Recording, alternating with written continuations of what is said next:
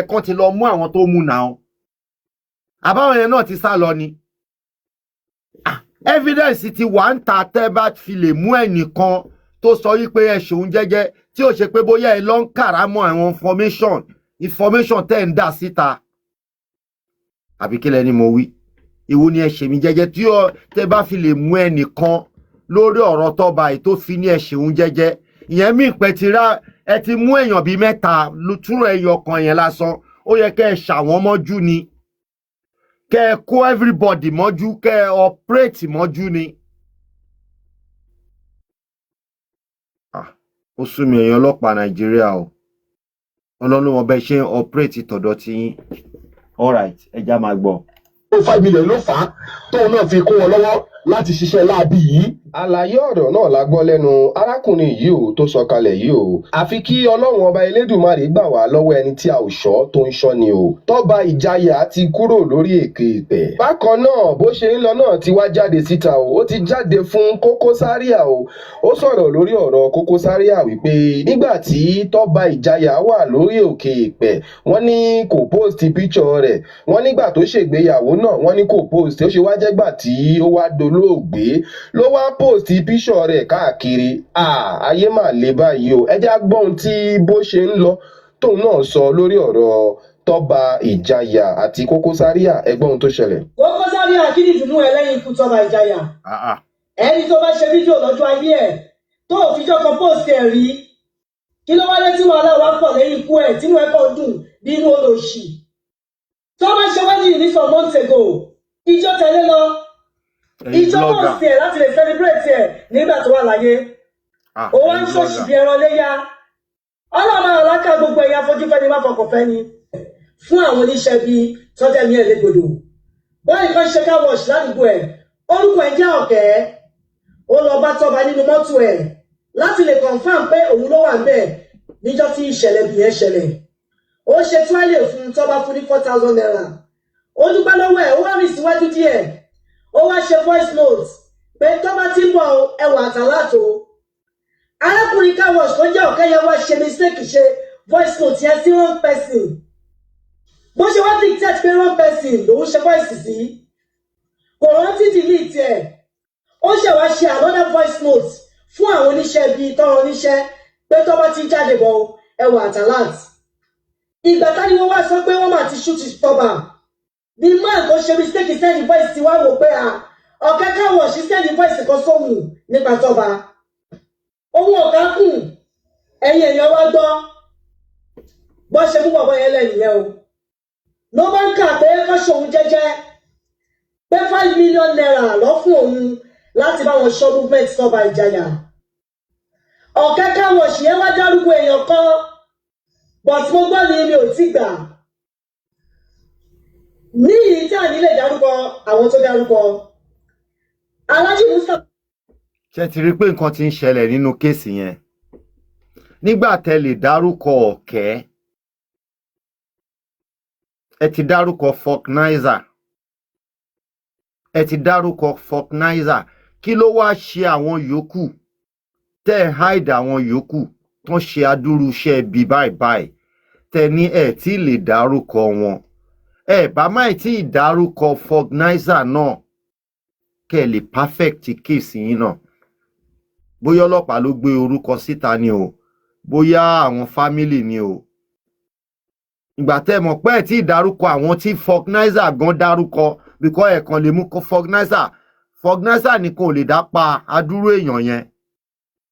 Òun àti àwọn wo ẹ̀ bá má tí ìdárúkọ Folknizer ẹ̀ ti dákọ Folknizer nsìn ẹ̀ fẹ́ dárúkọ àwọn yòókù. Ṣé kìí ṣe pé nǹkan ti ń ṣẹlẹ̀? Àbí ẹ rò nǹkan tí mò ń rò? You are not thinking what I'm thinking.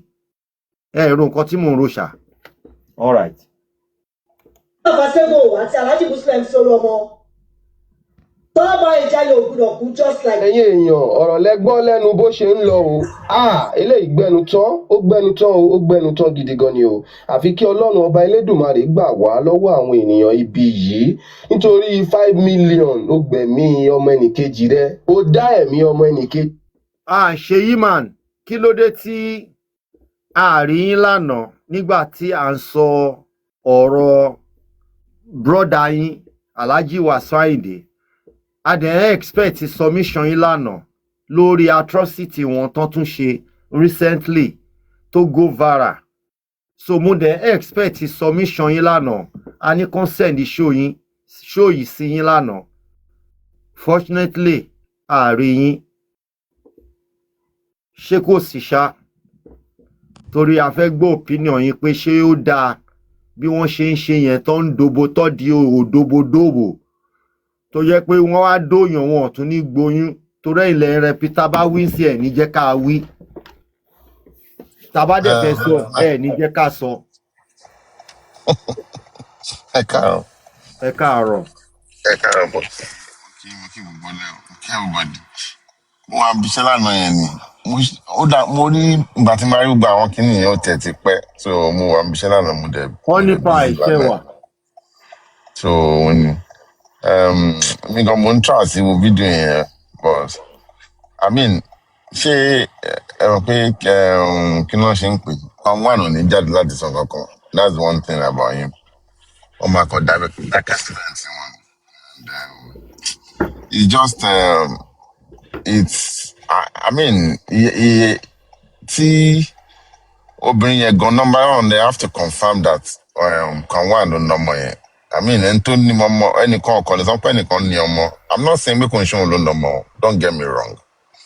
But for us to be able mo àti mo rú submission tẹ máa give náà tẹ́lẹ̀ tẹ kò surprise ìwà ẹ máa sọ̀rọ̀ lọ ẹ free.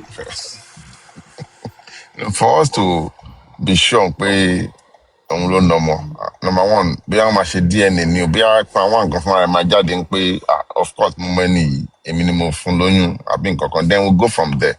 But one fact remain and it has always been my own stand when it comes to children. It's a terrible thing for any man, no matter what the situation is between you and your spouse. And I always say this, to abandon any child or not to take your responsibility on any child. It's an act of irresponsibility that I can never even stand as a person. You understand? But I didn't really listen to those people because it was at the point when I was listening, they were sounding to me like too vague and fake and not. I couldn't see the sincerity in some of the things that they were saying. I'm not saying that she's lying, but I mean, I just don't know. The thing is, come on, Latisne, and to be sincere, I know it will not come out. It will not come out. Only take is 6 months to make any comment about it, because only not to confirm. Anybody can come out and say anything low, no more. I mean, it's not. They will do no. Anything to claim more non be on my phone. You know all this kind of thing. We have to confirm this story, and the only way, there are only two things I can. Number one, he needs to come out to say how many to turn in or a DNA has to be done to show that he's the father of that daughter, of that lady. So, and if that is done and is confirmed, if Kwan does not take the right step to take his responsibility over that child, then that's another discussion that we have to talk about. But like I said, I want my stand to be known when it comes to children. I've always said it on this platform. Anytime I have an opportunity, I will never support any man, no matter what the situation is, that abandoned or become irresponsible over their kids. You understand? So that is my stand. No matter who the person is or how close the person is to me. All right. And that's a fact. So I understand. But like I said, let's see how things unfold in this case. Me, maybe I'm weary of me or weary. That is not. ẹ̀kọ́ wílé díẹ̀ ni ṣé ẹ gbọ́ ṣe yí mà ẹ máa gbọ́ ṣe rí already ọ̀rọ̀ woman yẹn ó ti jẹ́ ká mọ̀ pé Wàsíù ló ní ọmọ yẹn. The reason is this, ó láwọn ti they dated for more than 7 years. They dated, ó ti lóyún kan rí, ó ní Wàsíù ní ó fún òun ní 100k kóun lọ fi ṣe oyún yẹn òun get rid of it. Ẹlẹ́ẹ̀kejì ó tún wá ní mi ibi tí ìyẹn kàn ti stupid ni pé kọ́lọ́n dáríjì mi, ibi tó kò yẹ kó tún ní oyún mi mọ́ since tí torí interview woman yẹn pé ó ní ṣé nígbà tí wọ́n ń court ṣé Wàsíù ti bẹ̀ ó sọ fún pé àwọn máa fẹ́ra bímọ fúnra wọn ni. I don't know, she couldn't give any response for that, but notwithstanding ó sì ti sọ wọ́n date for 7 years. Okay, ó ti lóyún fún ẹnìyẹn, ó lọ gbé bá màmá ẹ̀ kí màmá tó kú. Ó ní màmá sọ pé kán ní sùúrù pé àwọn máa bá Wàsíù sọ̀rọ̀. Ó padà lọ gbé bá Wàsíù, ìbọn ni Wàsíù yọ sí, wọ́n lè dànù bí ẹran ni. So now look at that. That even shows that the child is his. The child is his. So kí ló dé tí o Madam, Madam Gania's assumption lẹ́ ń sọ yìí o. Kí ni ṣé fact ni sẹ́yìn wà ń bẹ̀ ni àbí ẹ mọ àbí Kwanwan àbí family Kwanwan ẹni tó jẹ́ màmá Kwanwan tọ́nà gbé lọ bá ṣé ó ti wá síta àbí ẹ meet ẹ̀. Sherry, I don't want us to be kind of sentimental based on emotion and everything. I am not listening now. Ṣé bẹ́ẹ̀ nìkan ló ń sọ̀rọ̀? Yorùbá náà lè máa àgbàlagbà náà ló máa sọ pé agbẹ́jọ́ ẹnìkan dá agbọ́ ṣìkà ní now. Ṣìkà, I understand. You understand? Sherry, nǹkan tí mò ń sọ ni pé when it comes to paternity, it's a very, very serious issue that we have to tread with care. If ẹni tó jáde the latest jáde pé Davido ló ná ọmọ kíní kan tó ṣàyìn sí ṣe gbogbo ẹ̀. I mean, if Adeleke is not a very good and responsible man tó ti take gbogbo àwọn steps yẹn, and because of everything that he did, he was able to kill that story on arrival. She understand with DNAs and other informations and everything. Now, one person has come out to say, and bye mommy. I mean, that's not enough for us to conclude that is because anyone who date here for clinical. Share our money. There are only few people that can confirm this thing. Yes. Adúláńgbà ẹ má bínú ẹjọ́ just one question ẹjọ́. Sheyman. Okay, yes, now there's a lady that came out for this actress, Bisola whatever. She came out and it was real. It will be hard for people to trust. It will be hard for people to trust. You know that when see Bisola, let's take Bisola as an example. Do you know the reason why? And this is a lesson for women. You know, do you know the reason why Kwanwan was forced to publicly accept that child? I will tell you why. All right. Bisola, she is a celebrity. She could have taken to the internet, tried to rubbish Kwanwan, tried to seek for public opinion, public sympathy with her platform and everything. Not just that, she was very sick. This woman never came out. She was focused on taking care of her child. And at the end of the day, you see what happened. So the lesson I'm trying to bring out in that is that as a woman, see, I have seen women that have struggled with their children. They were not rich, they didn't have, but you can see how I've seen women that have done everything to make sure their children are okay. I mean, it is not the right, don't get me wrong, anybody that knows me on this platform will know that I am 100% against any act of irresponsibility when it comes to children. As a parent, no matter what the situation is between you and your partner, whatever, I don't care whatever it is. Do you understand? But look at how Bisola was focused on taking care of her child. And the only time that she had to come out was when this guy went to interview and I was asking, she was forced to answer that question. That is just, it's not, that's just to be mentioned for us to know. It's not part of what we're talking about right now. But I'm just using the opportunity to tell a lot of women that are listening that we should please empower ourselves. Try to be self-sufficient. And also, But I, have to let me finish my Binu. We have to be we have to be able to we should have something that we're doing. Even a woman that the husband has money and she is giving you money, whatever, you should have something that you are doing by yourself. You should be able to empower yourself, for future, for posterity's sake. Now,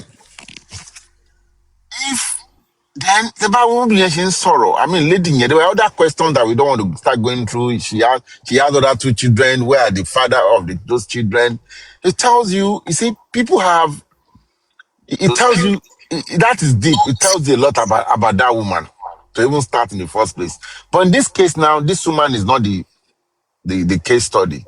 Is not the bone of discussion in this case. But if we look deep into it, there are too many questions for that woman to answer. You understand? And a lot of girls, a lot of women want to be associated, with a particular person, celebrity. And this is why we find ourselves where we are. I don't know. I'm not crucifying her. Don't get me wrong. But based on some few information that is here and there is why I'm saying that. Having said that, that is not, I don't want to deviate from the main discussion. The main discussion is about a child. It's about a child. A child is involved. That changed everything for me. I'm sorry. I don't joke when it comes to children. I mean, 2 adults can do anything to themselves. You can be at loggerhead. You can be separate. You can do whatever. I don't give a shit. But when a child is involved, you guys have to separate that from your life.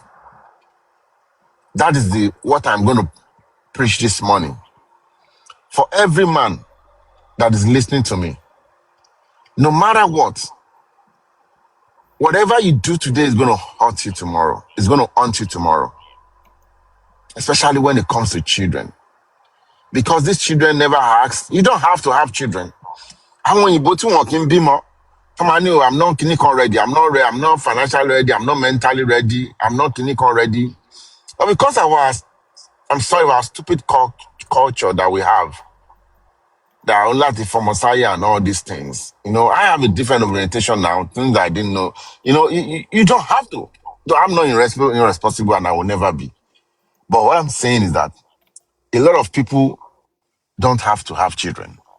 That's the mistake we are making. Why do you bring up children that you don't want to take care, that you don't want to be responsible for?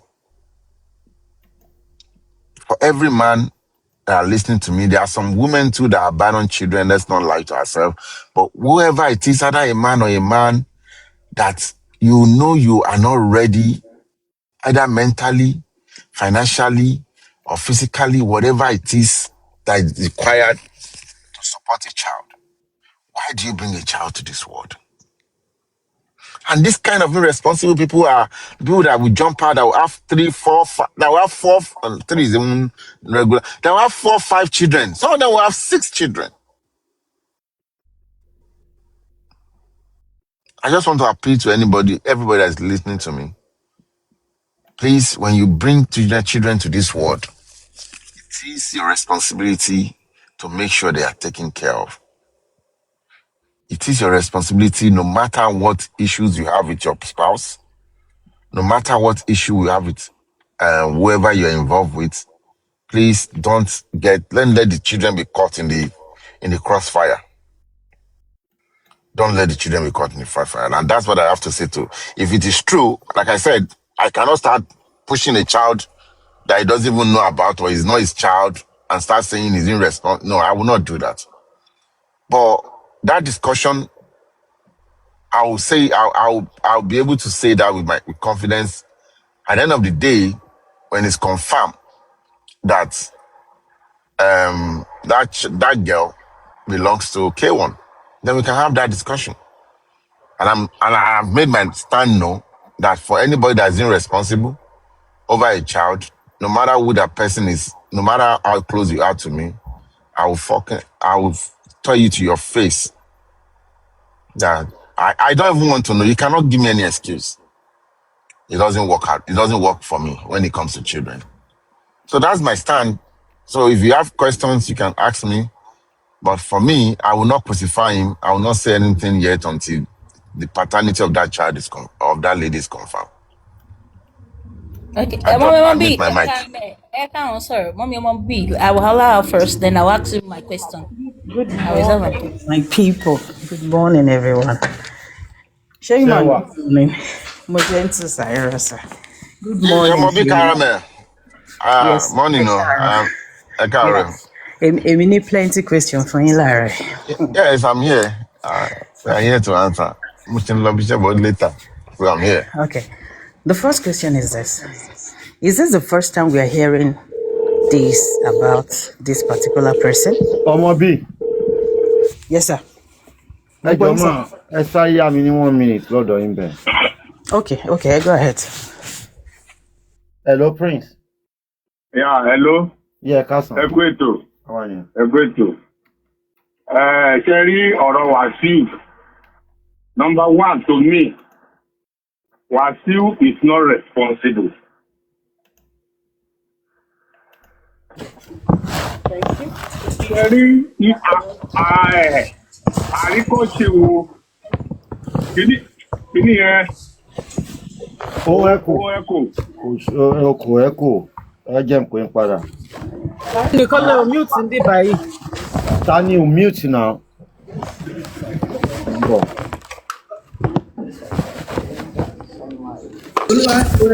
Olúwa ṣeun. Yeah, ṣé gbọ́ mi dáadáa clearly sí? Báyìí nǹkan ṣó ẹ̀kọ́ báyìí. No, kò ẹ̀kọ́ mọ́ sí, ó ti wà òkè báyìí. Hello? Ẹ máa sọ̀rọ̀ lọ, à ń gbọ́ yín. So, Cherry Wasiu is a tyrant in all his behavior. Ìwà ọmọ ọ̀tá yẹn kò kúrò lára ẹ̀. Tí o bá pera ẹ celebrity, àríkọ́ṣe wo ló ń kọ́ àwa tá wà níta?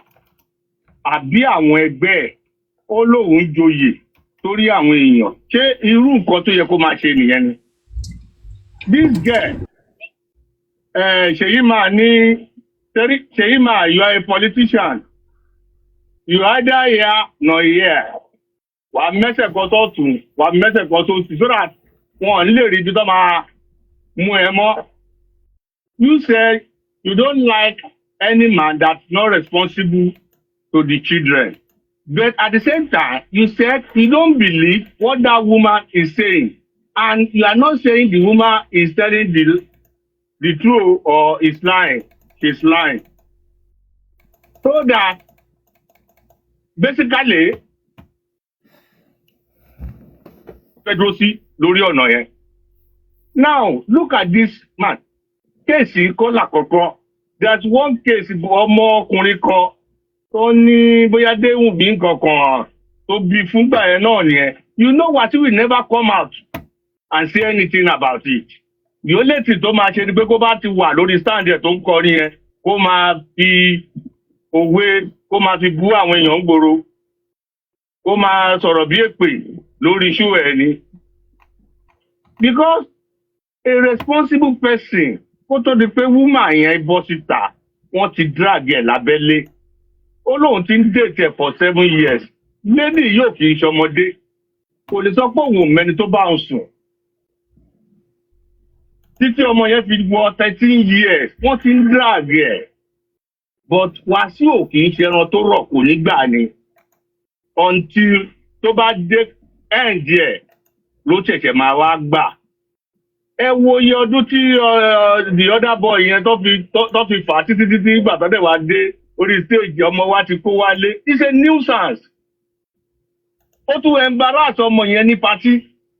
Ọmọ wa ti kó wálé o. Illiterate ni máa yẹn. Ó kò wà fortunate ni. Ó fúnyàn lóyún. Wọ́n wá bá ẹ. Tó bá tẹ̀ jẹ́ pé wọ́n kọ́ ló ní. As a responsible person. Wà á protect orúkọ ẹ. Can we do DNA? Wà á protect orúkọ ẹ. Can we do DNA? Wà á dẹ̀ sọ fún pé no problem. A gbọ́mọ wá, wọ́n ṣe DNA. Wà á dẹ̀ wẹ́ra amọ̀bẹ̀ kó tẹ̀ ní bọ́ sórí social media. Nígbà tí Wàsíù bá ti yarí ni àwọn ọ̀rọ̀ ẹ̀ yẹn máa ń bọ́ sórí social media. Bóyá ó ń fi social media ẹ̀ bóyá ó fi ń gòkìkì ni we don't know. Prince, ṣe rí question mo fẹ́ béèrè. Prince ẹjọ́, mo fẹ́ béèrè question kan lọ́wọ́ yín. Ṣé mo pé nǹkan tẹ́ sọ is right to accept nǹkan tẹ́ sọ ń pa mi, which I will clear. Ní pé ó yẹ kán ṣe DNA, but nǹkan tí mò ń sọ, my question is this. You know, we are all assuming.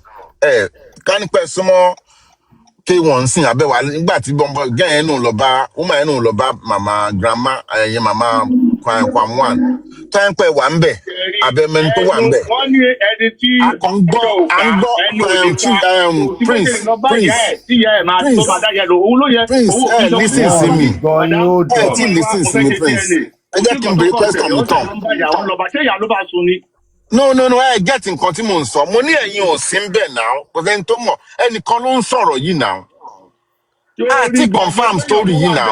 Prince ẹ jẹ́ káwọn èèyàn sọ̀rọ̀ Prince náà. Kí ló ń ṣẹlẹ̀ ẹ̀gbọ́n mi? Gbàgbé pé ẹnìkan máa fún wa lóhùn bíbá. Ẹnìkan ò sí ń bẹ̀. Gbogbo wa la lọ́mọ nílé. When you do something that is dirty, people will tell you are not. Báwo lẹ ṣe ń jump into conclusion láì gbọ́ from the other person láì confirm. Mọ̀ náà nǹkan tí ẹni wá claim. Wọ́n ti ń pariwo ẹ o for 13 years ọmọ téèyàn bí tó ti dàtí tó yẹ wá jọ ọmọ kékeré ni. Wọ́n ti ń drag ẹ̀ náà lábẹ́lẹ̀ tí wọ́n jáde. Báwo lẹ ṣe mọ̀ Prince náà? Ṣé wàá bẹ́ẹ̀ gbà tó ń drag ẹ̀ ni? Ṣèyí man. Ó yá mo ti gbọ́ Prince. Ṣèyí man, let me talk jàre. Ẹ̀dúró náà Prince, mo fẹ́ bá yín sọ̀rọ̀ right now. Anytime tẹ́ bá ti fẹ́ give submission bí báyìí, ẹ má máa wá máa fi ìjà give submission. Ó yé yín. Ẹ má wá máa fi attack give submission. No. Tẹ́ bá fẹ́ give submission ti yín, ẹ give submission tọ̀dọ̀ ti yín. Ẹ má wá máa attack àwọn tó ń follow mi. No, mi ò lè allow yẹn. Bẹ́ẹ̀ ẹ bá give submission, oníkálukú ló opinion títí tiẹ̀. Ó ti yé yín sìn. Nǹkan tẹ́ ẹ̀ sọ ẹ correct because woman yẹn ó sọ̀rọ̀. Kì í ṣe all the time tẹ́ bá máa give submission lẹ́ẹ̀kan máa attack àwọn èèyàn. Mi ò lè allow yẹn ẹ jọ. Olórí ẹbí sá ẹ káàsán sá. Jẹ́ ẹ káàsán. Ṣé ibi náà lè bá yín bá Prince sọ̀rọ̀? No, ẹ mọ̀ kò sí nǹkan tó give submission. No. Kò sí wàhálà. Ṣèyí man. Mo wà ń bì. Ṣé ẹ ti ṣe tán ni? Kí ta ló ń. No, àwọn èèyàn ń béèrè question, mo ready àti answer. Ṣé ní nǹkan tí ẹ kí n address nǹkan tí mo ń try àti sọ táwọn bí àwọn èèyàn tí understand. And I get it. Ṣé yẹ antecedent K1 ló ń on ti K1? So I understand where people are coming from. Antecedent K1 òun ló ń on tẹ̀. You see, it is unfortunate tí èèyàn bá decide àti kàn máa bímọ kàn máa èèyàn máa ń ṣe kinní náà but wàá ṣe pẹ̀lú ọpọlọ. You can if you are that condom ó máa save gbogbo wàhálà tá à ń sọ lẹ́nu. But you refuse to do that. Mọ̀ pé brother yín ò like kó máa lo condom. Flesh to flesh lọ like àwọn sáwọn lọ́fẹ̀ẹ́ àwọn sáwọn. So antecedent wọn ni èèyàn fi ń sọ̀rọ̀ báyìí ní wọn ṣe fẹ́ gbọ́ wọ́n fẹ́ crucify kan one straight. Mr. Sheyman. Yes sir. Ṣẹ́rí angu tí engineer Ìjẹ̀bú fọyàn díẹ̀ lẹ́nu. Ṣẹ́rí angu tẹ̀ ti ń bọ̀. Do you understand? Wọn bí àwọn jẹ́ kẹ́ parí ẹ̀ ni. Ṣẹ́rí, there's two ways to this matter. did some any picture one benny, which is true. Anybody can mole jáde wá sí pé engineer fún ìyàwó mi lóyún. Kí dẹ̀ máa sọ̀rọ̀, kẹ́ dẹ̀ máa bẹ̀rẹ̀ sí deliberate lórí lọ bẹ́ẹ̀. Mo lè jáde sí ní pé ṣùgbọ́n èmi náà lákọ̀ bí mi ọwọ́ tèmi ló wà. People just say things that is not even. What me I want to say now is that I believe the woman, oh, don't get me wrong, and I'm not judging her. But when this woman gave this interview, ọmọ yẹn, ẹ rí pé wọ́n ti prepare ọmọ yẹn for a 12-year-old daughter to talk like that. Thank you, Lagata. That's how I was irritated. That is one. Number two. That's why I didn't listen to the video. When Prince was saying that, wọ́n ti fọ̀rọ̀ yẹn lábẹ́lẹ̀ ni, bóyá Prince ló mediate láàrin ìyá ọmọ yẹn àti Wàsíù, àmọ́. So, but torí pé wà lórí call, à ní lè béèrè question lọ́wọ́ wọn. So Prince tẹ́ bá ń gbọ́ wa sà, ẹ lè wá sókè sà, kẹ́yẹ́ ká fomi jomi joro ọ̀rọ̀. Omi toro ọ̀rọ̀. Ká fomi joro ọ̀rọ̀. Ṣé ti understand, Prince?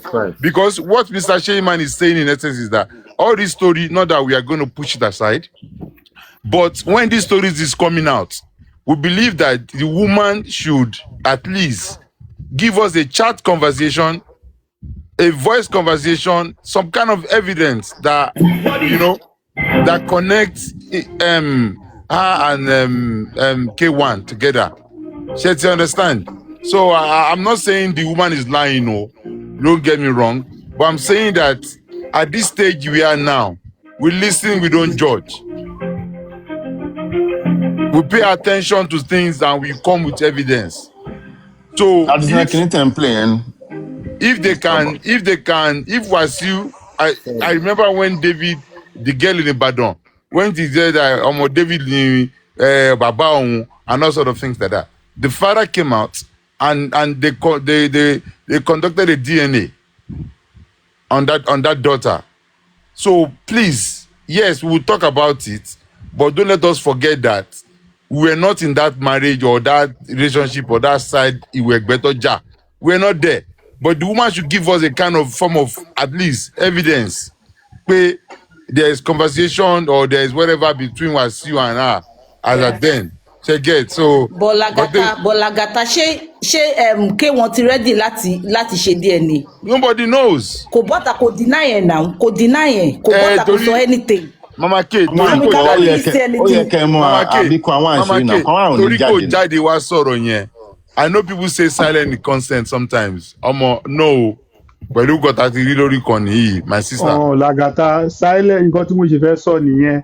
Orí TikTok bí ilẹ̀ ti máa ń wò pé ẹ gbọ́dọ̀ drag èèyàn kan kó tó jáde wá sọ̀rọ̀. Orí TikTok ìdẹ̀lẹ̀ ti máa ń fi hàn pé silent means consent. Not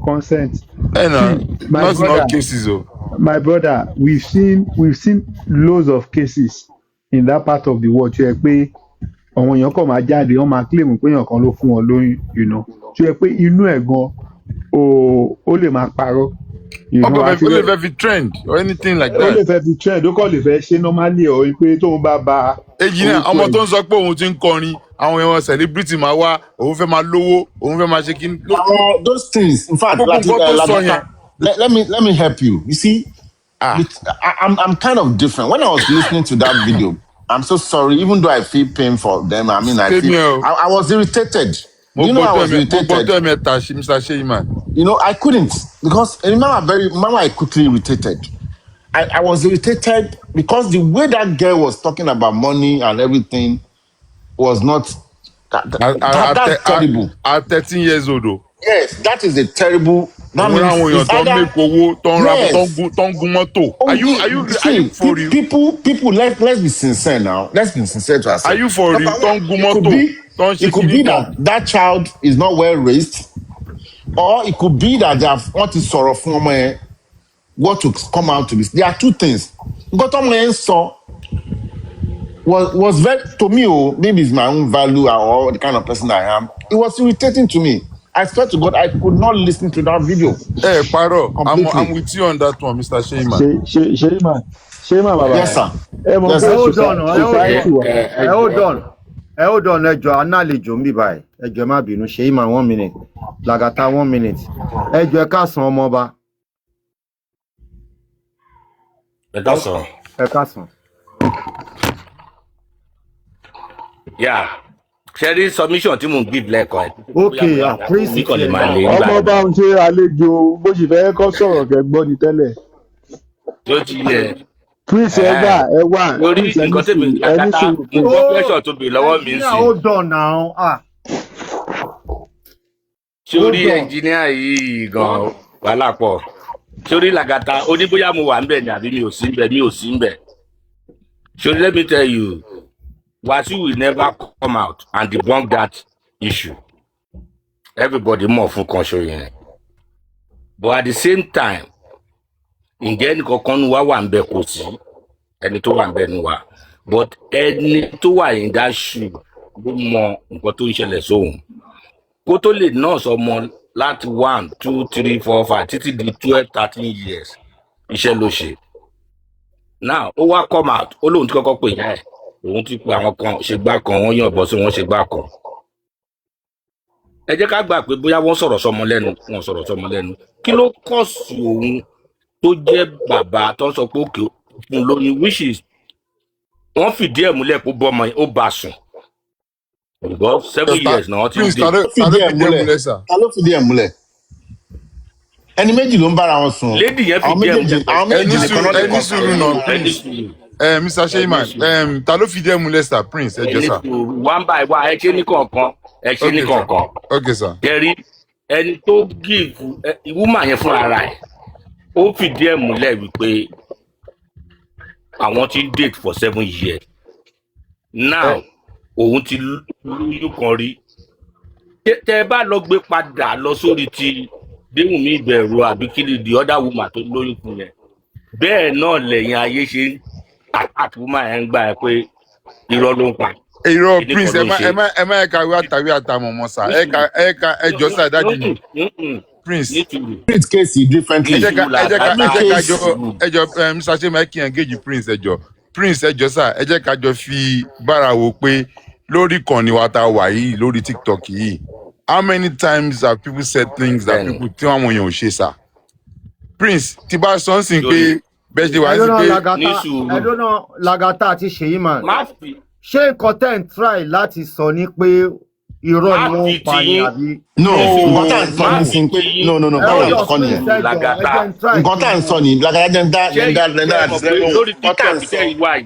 Prince ẹni sùúrù wọ́n bèrè question lọ wa ẹ jẹ́ ká answer question. Ẹjọ́ hold on Prince ẹjọ́ ẹ calm down sir ẹ calm down. Latisne nǹkan tá à ń sọ kọ́ nìyẹn nǹkan tá à ń sọ ni pé a fẹ́ jẹ́ àgbà òṣìkà tó gbẹ́jọ́ ẹnìkan dá ẹnìkan ló sì rojọ́ yìí and tó bá di ọ̀rọ̀ ọmọ there are 2 ways to confirm ìsádà kíkọ́ hàn sọ pé yes èmi àtẹnìyìn bá wa sùn lóde mọ́ ó lóyún fún mi nígbà báyìí àbí DNA but ìgbà yẹn la máa má dà tá a máa bẹ́ orí wa sí. yes ìgbà yẹn la máa ṣe máa discuss ọ̀rọ̀ yìí dáadáa. adúrú allegation yìí kò lè jẹ́ false dẹ̀ lè sọ pé irọ́ ni obìnrin yẹn ń pa. àbá lè ṣe ṣé mo lè sáré sọ̀rọ̀ kan. ọ̀gá mi sà bùrá láti Lagata jọ orí kan ní ìlà wà tọ́ ni pé ẹni sùúrù sà. Lagata ẹ jẹ́ ń bi àwọn ọkùnrin yìí. Lagata o lè fi kéèsì tí ẹjọ́ òdìbò tó wà lẹ́yìn rárá. ẹjọ́ ṣé nílé bèrè kankan sà. Lagata sórí lórí kéèsì mi ò fẹ́ kẹ́nìbọ̀dì wà bias rárá. ọlọ́run tí mi ò wá bias o. no mi ìwọ́kọ̀ mo bá wí anybody ni mo ń sọ now sórí woman yìí ò lè gbé adúrú allegation yìí síta kó sọ láti allegation tí ò ń ṣe 4 years tí ò ń ṣọ̀rọ̀ 6 years allegation yẹn ti wà too powerful ó gbọ́ gbogbo ìrìn tóbìnrin yẹn náà ń rìn ó lọlé Alhaji Wasiu Ayinde ó lọ gbá ó lọ àwo èmi gan ó dàn náà èmi gan wọ́n ṣe mistake bímọ fún mi Nàìjíríà. wọ́n ṣe mistake ẹbẹ nìyẹn sùn ó bímọ fún. yẹ wo mo dẹ ní kẹ́ni yẹn lọ ṣe kò ṣe ìgbà tó dé ọ̀dẹ̀ ṣe tán. ó gbọ́ sí ó dẹ̀ ṣe mistake ẹbẹ nìyẹn sùn ṣé wàá tí yóò bẹ nìyẹn sùn ṣé wàá tí yóò bẹ nìyẹn sùn. because àwọn ti confam now Latisne ti confam now ṣe DNA now that's why now. olórí ẹbí olórí ẹbí ẹ̀ẹ́dẹ̀ tí ń da kínní irú náà mí. olórí ẹbí mo fẹ́ ẹ sọ̀rọ̀ kan sí. ẹnjìníà ó dọ̀ mo ń sọ̀rọ̀ lọ́wọ́. question kan lọ́wọ́ Ṣèyí Mara àti Lagata. ẹ bèrè tí Wàsíù bá wà. ẹni sùúrù ọmọ bíi olórí ẹbí sọ̀rọ̀ ẹni sùúrù náà olórí ẹbí sọ̀rọ̀ ẹ kọ́ parí submission. ẹ mọ tó ṣẹlẹ̀ ẹ ó dọ̀ ni ọmọ bíi. ọmọ bíi ẹ kọ question yín lẹ o. mo ti gbà ẹ wò ẹ sọ̀rọ̀. ẹ jẹ́ kí mi sọ̀rọ̀ bẹ́ẹ̀ ṣe gbàgbé yẹn. ọmọ bíi. ẹnjìníà Odo ẹ̀yin ọkùnrin yìí láàárọ̀ yìí máa bá yín jà mo ń gbọ́ yín sà. iye ẹ sọ̀rọ̀ kí lẹ fẹ́ sọ bóyá mo máa fà bèbè ni. àfẹ woman supporting woman. K1 ò bá bọ́ta I'm not supporting nobody both adults are irresponsible as far as I'm concerned. Now tí K1 ò bá jáde láti ṣe DNA or láti debunk rumor yìí, are you both saying you are going to assume the woman is lying? No, the woman can go to what's it called? Child, whatever rights. it is, family human rights. Human rights. They'll first want to do the DNA now. The court will Which first human do right are you? Which human right are you talking about? Mr. they have The Chairman, Nigerian human right? No, they do. Family sùúrù now. The Nigerian human rights tá mọ̀ pé the law does not favour the poor. Is that what you're talking about? No. Omo B, we are assuming. See, I'm asking a question. you have to take a step first. See, No. She has taken a step. No, she has by not coming taken, to the social media. Do you think it's easy? No, social media is not a no. Omo B, we went to school now. Mr. Sheyman, Let this person take a legal Mr. Sheyman, yes. Mr. Sheyman, Lagata jẹ́ kí mi sọ̀rọ̀ mo fẹ́ sọ̀rọ̀ ẹ má gbé emotional blackmail wọlé kò sẹ́ni fẹ́ kóbìnrin dá Lagata kò ń ṣe no mi ò láìkẹ́ kò ń ṣe Prince ló sọ emotional blackmail again, Latisne. it's not emotional blackmail that is emotional blackmail. bọ́ọ̀lù ti jẹ́ olórí ẹbí kẹ́lẹ́ emotional blackmail nìyẹn bá no kankan emotional because èmi gan wà in Lagata ẹ fún mi wọn ọjẹ Prince máa sọ pé a máa fẹ́ káwọn obìnrin die in silence that's an emotional blackmail. báwo lẹ ṣe máa fẹ́ jẹ́ kó die in silence. no die in silence ni àfẹ́ kó die in silence now. no ṣé àwágò ṣe ṣìnà rí ni. brother tí kò die in silence. ẹ mọ iye àwọn tálà tí wà sáyẹ̀dẹ̀ ti silence bẹ́ẹ̀ ni kini wrong o. ṣé ẹ rò pé òun nìkan ló wà ní shoes yẹn ni. Support can one and get wrong. Nobody saying he's lying. One. Nobody said the lady is lying. No, nobody said it. Ẹ ká máa pick ẹ gangan. ẹ fẹ́ máa water down gbogbo wàhálà ẹ̀ nínà o. irọ́ tó lè bọ́ síta ẹ̀ mọ̀ nǹkan tó Lagata ṣe lè fún mi 1 minute. gbogbo wa la ẹ ó dọ̀n ẹjọ́ ẹja ṣe one by one ẹjọ́ ń tọrọ lọ gbogbo wa la ń ṣe health awareness everyday ìyẹn mi pé health awareness tẹ́ ń ṣe ẹ follow ẹ̀ dáadáa nìyẹn. báwo la ṣe follow ẹ sà. ẹ bẹ kí lẹ́mọ̀ tó ń da woman ẹ̀ láàmú ń gbà. exactly òun náà là ń sọ ọkọ tá à ń sọ pé àgóyé pé àdá ọ̀tẹ̀ àbá ń pọ́n parọ́. ó dà kílẹ̀ ó yà wọ nǹkan tá à ń sọ ní pé kí ló ń da woman ẹ̀ láàmú bó ṣe wà ẹ̀ tó fi bọ́ta kí ló ń da láàmú ó yà sọ fún wa. mental health náà ni. ṣé mi lè sọ̀rọ̀. ṣé mental health according to bí doctor ṣe kọ́ wa ṣé mental health lè pààyàn. PTSD kọ́ nìyẹn PTSD kọ́ nìyẹn ọmọ bíi kí ló. Post-traumatic disorder. nǹkan tó ṣe kọ́ nìyẹn o. ẹ lè fi sórí PTSD ojú àpájù. ó yá ó dọ̀ Lagata jẹ́ kẹ́ engineer sọ̀rọ̀ ó yá engineer. nǹkan tèmi kàn fẹ́ sọ dimension mi máa yàtọ̀ sí nǹkan tí everybody ń sọ bí báyìí. tó tún ti lọ mu tí yóò ní. èmi máa ẹni sùúrù ẹ má bínú èmi máa ń tí nǹkan bá ń ṣẹlẹ̀ mo máa ń wo nǹkan tó ń ṣẹlẹ̀ káàkiri Nàìjíríà bí ìlú ṣe rí mo fẹ́ ká realize pé Nigeria of today so many things ti ṣẹlẹ̀ in the past yẹ pé àwọn èèyàn kọ́kọ́ máa jáde wọ́n kọ̀ máa powúkọ̀ kàn pọ̀ wọ́n mọ̀yàn báyìí nípò fún wọn lóyún ó bá wọn sùn ó ṣe kínní.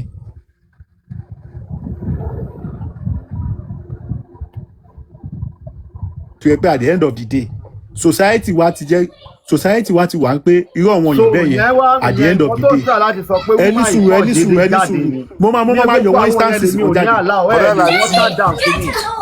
ẹ jẹ́ kí water down ẹ̀ ní ìlú ọkọ̀ water down rárá.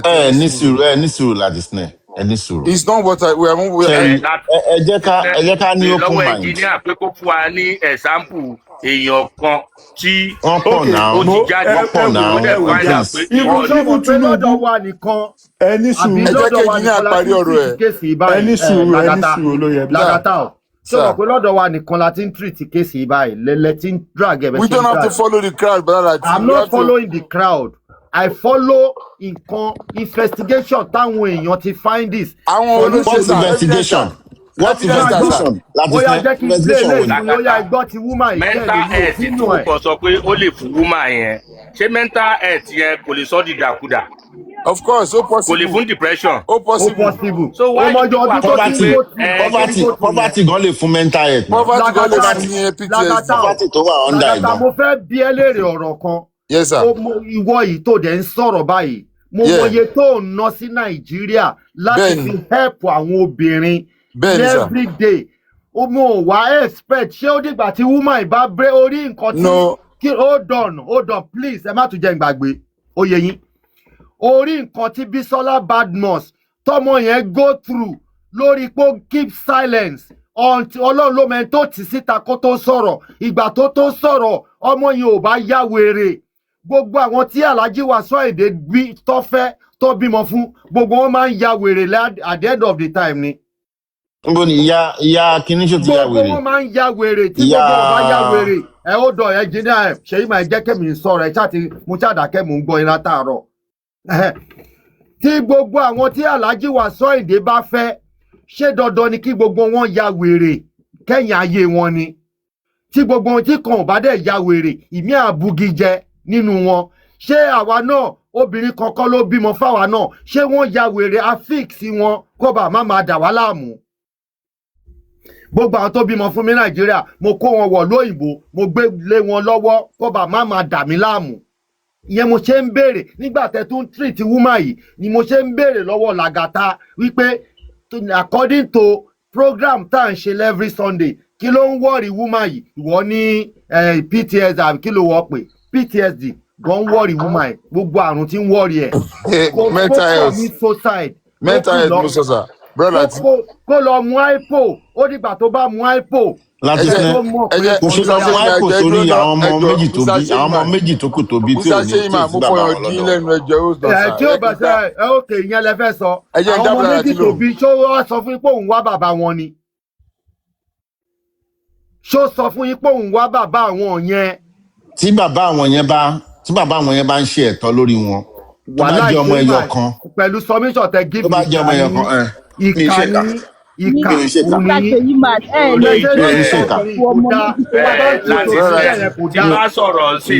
tí n bá sọ̀rọ̀ sí wa ni wọ́n àtàkì nìkan. Ẹsẹ̀ mi àti wọ́n lẹ́nu òun ẹ̀yin ẹ má dáre ẹ̀jìnà ẹ̀jọ̀ kọ́ mi kí n tó máa bá wọn wò ó ẹ má bá mi dáre mi mo ní wọn èmi mo lè bá wọn wí àwọn náà lè bẹ wọn ń bẹ mi náà wí àwa la mọ ara wa ó ti yẹyin ẹ̀yin wọn ní ìdẹ̀dẹ̀ gbà kán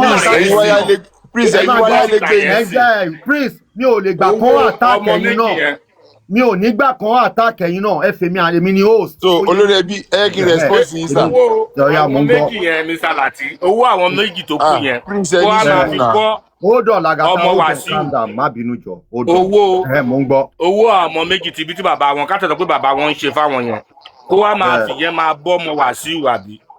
That's not what I said. Let me Latisne for 1 minute. That's what you said now. That's the meaning. That's not what I said. You know, you jump into conclusion, Prince, and I will refuse to be pushed by you. Now, this is what I meant. Think about bímọ mẹ́ta as obìnrin. Obìmọ méjì fún ẹnìkan, òbí kan fún kan. Ìkọ́ dẹ̀ ń take care àwọn méjì yẹn. 2 burden out of your 3 burden, right?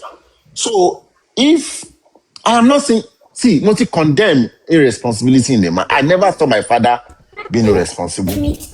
And I will never ever be irresponsible. Anybody that knows me will know that. And I'm not going to come and defend myself online about that. It is a fact. Anybody can challenge that. Now, what I'm saying is this. Tó bá jẹ́ pé ọmọ Wasiu yẹn nìkan ló kù. Why I'm telling you this man has so much pressure is because The other man is not showing up from the story I heard from somewhere. I don't know if it's true too. I'm not condemning her. But I'm telling you that for that kind of so much pressure, and because she was complaining, she has other children. Now she's going after the one that she thinks has money, has name, and has fame. No. Ẹ má rò lọ Let me bẹ́ẹ̀ finish. yẹn. Ẹ Let má me rò finish, Latisne. tẹ́ bá rò lọ bẹ́ẹ̀ yẹn. That is the way it's looking, and I will tell you why. Ṣèyí mà Let me finish. lè rò lọ bẹ́ẹ̀. Kò bá jẹ́ pé o lè ro lọ síbẹ̀ yẹn láéláé. O lè ro lọ síbẹ̀ yẹn. Ẹ̀dọ́ prince hold on sir. Nǹkan tẹ́ fẹ́ sọ náà ni mo fẹ́ sọ. Ó dà pé mi àti nǹkan náà ló wà láàrin wa. Kọ́ má dà pé mi àti ti ṣe meeting lẹ́yìn tẹ́lẹ̀ ni. Ṣèyí mà lè rò lọ síbẹ̀ because ńgbà tí bàbá Dẹ́sì tó jáde gbogbo wa la bá wípé nǹkan tí bàbá Dẹ́sì ò dẹ̀ lówó lọ́wọ́ ló ṣe jáde bẹ́ẹ̀ yẹn. Bẹ́ẹ̀ Wasiu Ayinde ó lówó lọ́wọ́. Ìyẹn ò mí pé torí pé ó lówó lọ́wọ́ ló ṣe jáde. Tí ò bá lówó lọ́wọ́ náà wọ́n máa pe orúkọ ẹ̀.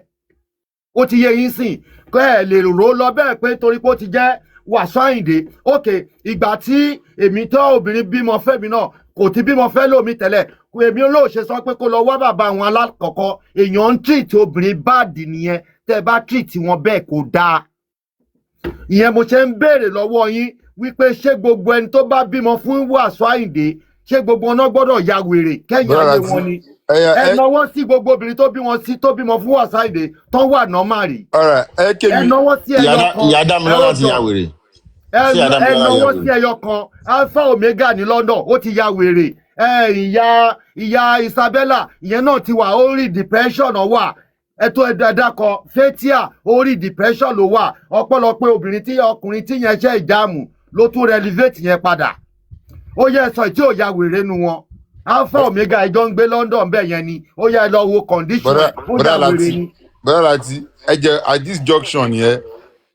Lọ́lá Pẹ́kàmù ẹ máa bá mi dárúkọ ẹ̀ àǹtí kí lórúkọ ẹ̀ Láìtàn mọ gbogbo wọn dárúkọ wọn bíbá ìlànà ìyẹn là ṣe rí yín. Mọ́mi Láìtàn tẹ bá wá bíbá ìkẹ́ wá bá mi dárúkọ àwọn náà jọ lùgbà generation wọn ni. All right. Bóyá mò ń gbọ́ ẹ̀ làgàtà. Ẹ jọ you know what? Jọ̀jẹ́ àdúrà mi ti gbà ṣàfẹ́ sọ̀rọ̀ àdúrà mi ti gbà má bínú làgàtà. Ẹ ti lé ọmọ bí Karamẹ lọ. Yẹ́ta, mo fẹ́ sọ fún Mr. Sheiman. Ìbò Wasiu Ayinde tí ò bá náwó lọ́wọ́, à á mọ̀ pé kò ní owó lọ́wọ́. Á dáa fún ẹ. Ẹ sọ pé ẹ mọ̀ bóyá òun ni ó ní àwọn ọmọ yẹn. Ìkíní kẹ́bẹ, èkejì kẹ́bẹ, ìkẹta kẹ́bẹ. How are we sure that he is not the sole owner? Àwọn tó jáde lámọ́ àwọn èrò sì wà ní ta tó sì máa jáde o. Èrò sì pọ̀ táwọn ò bá gbé bólà wọn kọ́ lọ́ máa fi kàn káàkiri. Will people start telling the whole world táwọn ló nà ọmọ? And me looking at that baby girl, she look exactly like that man. No DNA. Assumption. Me looking. Ṣèyí mà bá ń jà o owó ní assumption ṣé ilẹ̀ bá rìnrìn àjò ẹ̀ ni. Me looking at that child you will know that is a soul. Ṣé káwọn obìnrin máa ya wèrè torí oko Wasiu káàkiri ni? Ṣé ọmọ ọgọ́ tó fi sẹ́nu àbí àwọn ọgọ́ ti lo àdódùn sóko wọn? Ṣé wọ́n ti lo àdódùn tó fi ń jọ bípì tó pé they can't get over him? Àbádùn. Máa lọ bímọ méjì síta ṣé kí depression wá pa torí pé ó ti bí ẹyọ kan fún wọn? Ṣé owó tí àwọn bàbá ọmọ yẹn òun ni kó máa fi bọ́ ọmọ Wasiu ni? For her to have come outside ó ti sùn dé góńgó bí òun náà ti fẹ́ ya wèrè. Mr. Sheiman ẹjọ́ torí Ọlọ́run sir with due respect ẹ fẹ́ Ọlọ́run fear God o. Nǹkan táyìn ò lè ṣe. I fear God more than I fear God more than and I am not irresponsible. Ẹ jẹ́ sọ̀rọ̀ tèmi olórí ẹbí o. Ìwọ tó bá bí obìnrin ẹ jẹ́ má bínú ẹ jẹ́ kí sáré bẹ àwọn ọkùnrin tó wà níbí báyìí.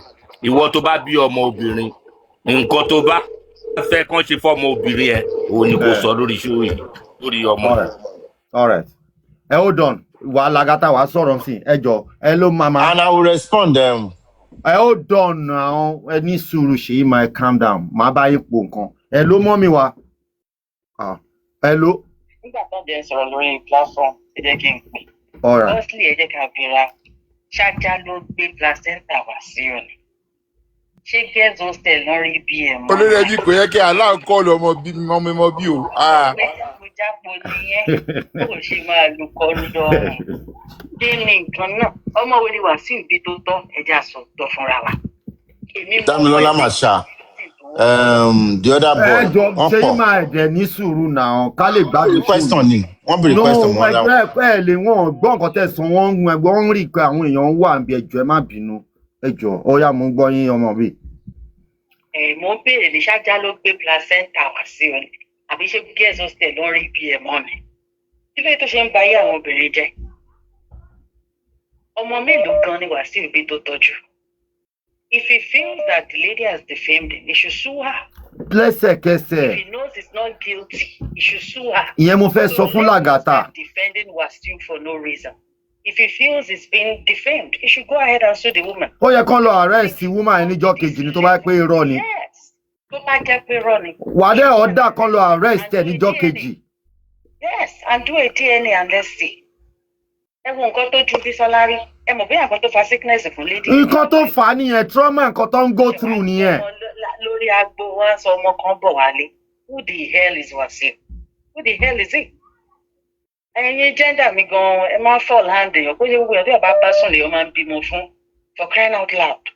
Kó ṣe gbogbo èèyàn tí ọba bá sùn. Àwọn kan wà you just do it to enjoy yourself and that's it. You don't have to put yourself in burden. You don't have to. Look at it now. Wá ní pé òkè torí pé Wàsíù lówó ni woman yẹn ṣe ń kọ̀ lẹ́ out.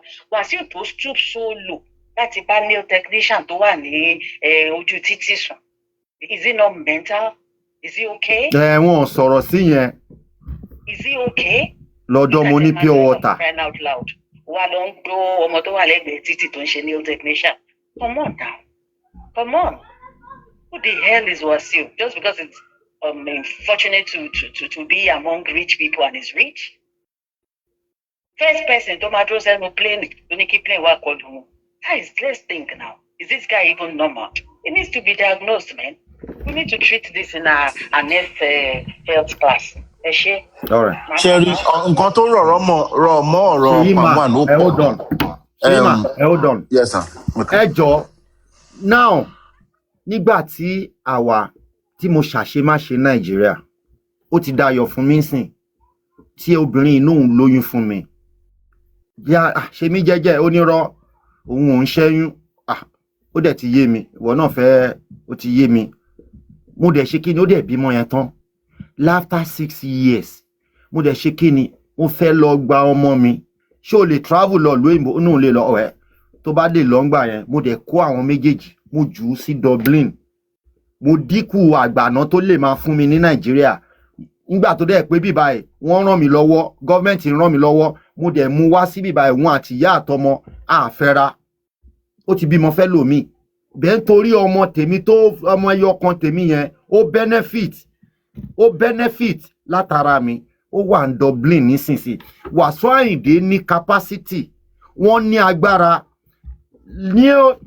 tí ọmọ kan bá ti àwọn ẹ̀yin tẹ́ ń dóbò ọmọ kan wá ìṣètì tẹ̀lé pé máníjà yín máníjà lọ handle eléyìí lọ bá mi handle ẹ lọ ṣe DNA test necessary tí ẹ lọ ṣe tó bá pè mí ni kò mọ bóyá fẹ́ kí n jù sí Canada àbẹ́ni tí nítorí ó ti ṣàṣe kàkà tó máa fi borúkọ mi jẹ́ wo máníjà ni máa pè lẹ́sẹ̀kẹsẹ̀ máníjà lọ handle ẹ tẹ́nitì bá gbó táriwo ìbádẹ́ jáde máníjà ni máa bá jà máníjà ni ò handle ẹ dáadáa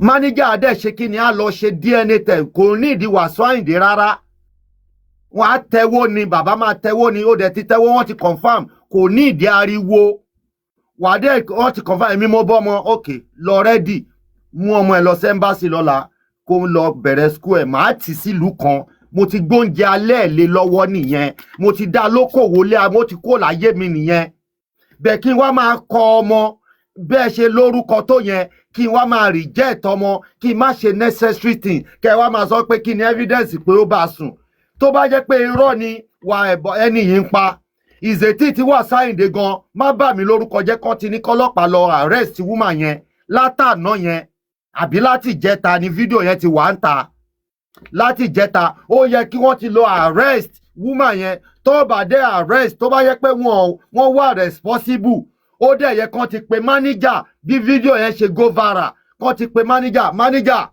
ẹ lọ handle kínní yẹn mi ò fẹ́ gbáriwo yẹn ó ti máa yé máníjà náà àwọn òrìn tí máníjà máa rìn ó ti máa yé tó bá pé bàbá responsible tòótọ́ irresponsible ń dá wọn láàmú ni ẹ wo bó ṣe treat Bisola Badmus ìgbà tẹ́ ń dóbò oko wọn máa le tó bá di po tán wọ́n wá fẹ́ máa díbọ́ ìyẹn mo ṣe ń béèrè lọ́wọ́ Ṣèyí mà ṣé gbogbo ẹni tí ó bá bímọ fún Alhaji Wasiu Ayinde ṣé gbogbo ọ̀nà gbọ́dọ̀ ya wèrè kẹ́yìn ayé wọn ni torí àárí tó gbádùn gbogbo àwọn ọmọ látòrí Síkírá tó bí ọmọ àkọ́bí fún ọ̀dà lónìí olónìí wọn ò ní second hand value ọkùnrin làwa náà ń dóbò tó bá dẹ̀ ti di kẹwàá gba kámú ni Ọlọ́run ti sọ pé ní àjòyàn máa rí bẹ́ẹ̀ nìyẹn wàá dà mọ́mọ́ tọ́ ni kí wèrè bímọ fẹ́mi èmi máa gbà o màá dẹ̀ gbóúnjẹ alẹ́ lé lọ́wọ́ èmi ò bímọ kan tẹ́mi ò tọ́ o ìwọ̀nba tí mo lè fi tọ́ wọn mo gbìyànjú ìtí mo bímọ sí Nàìjíríà mo kó wọn wọ̀ lóyìnbó ṣé mi ò try ni ṣé mi ò gbìyànjú ṣé mi ò tọ́mọ.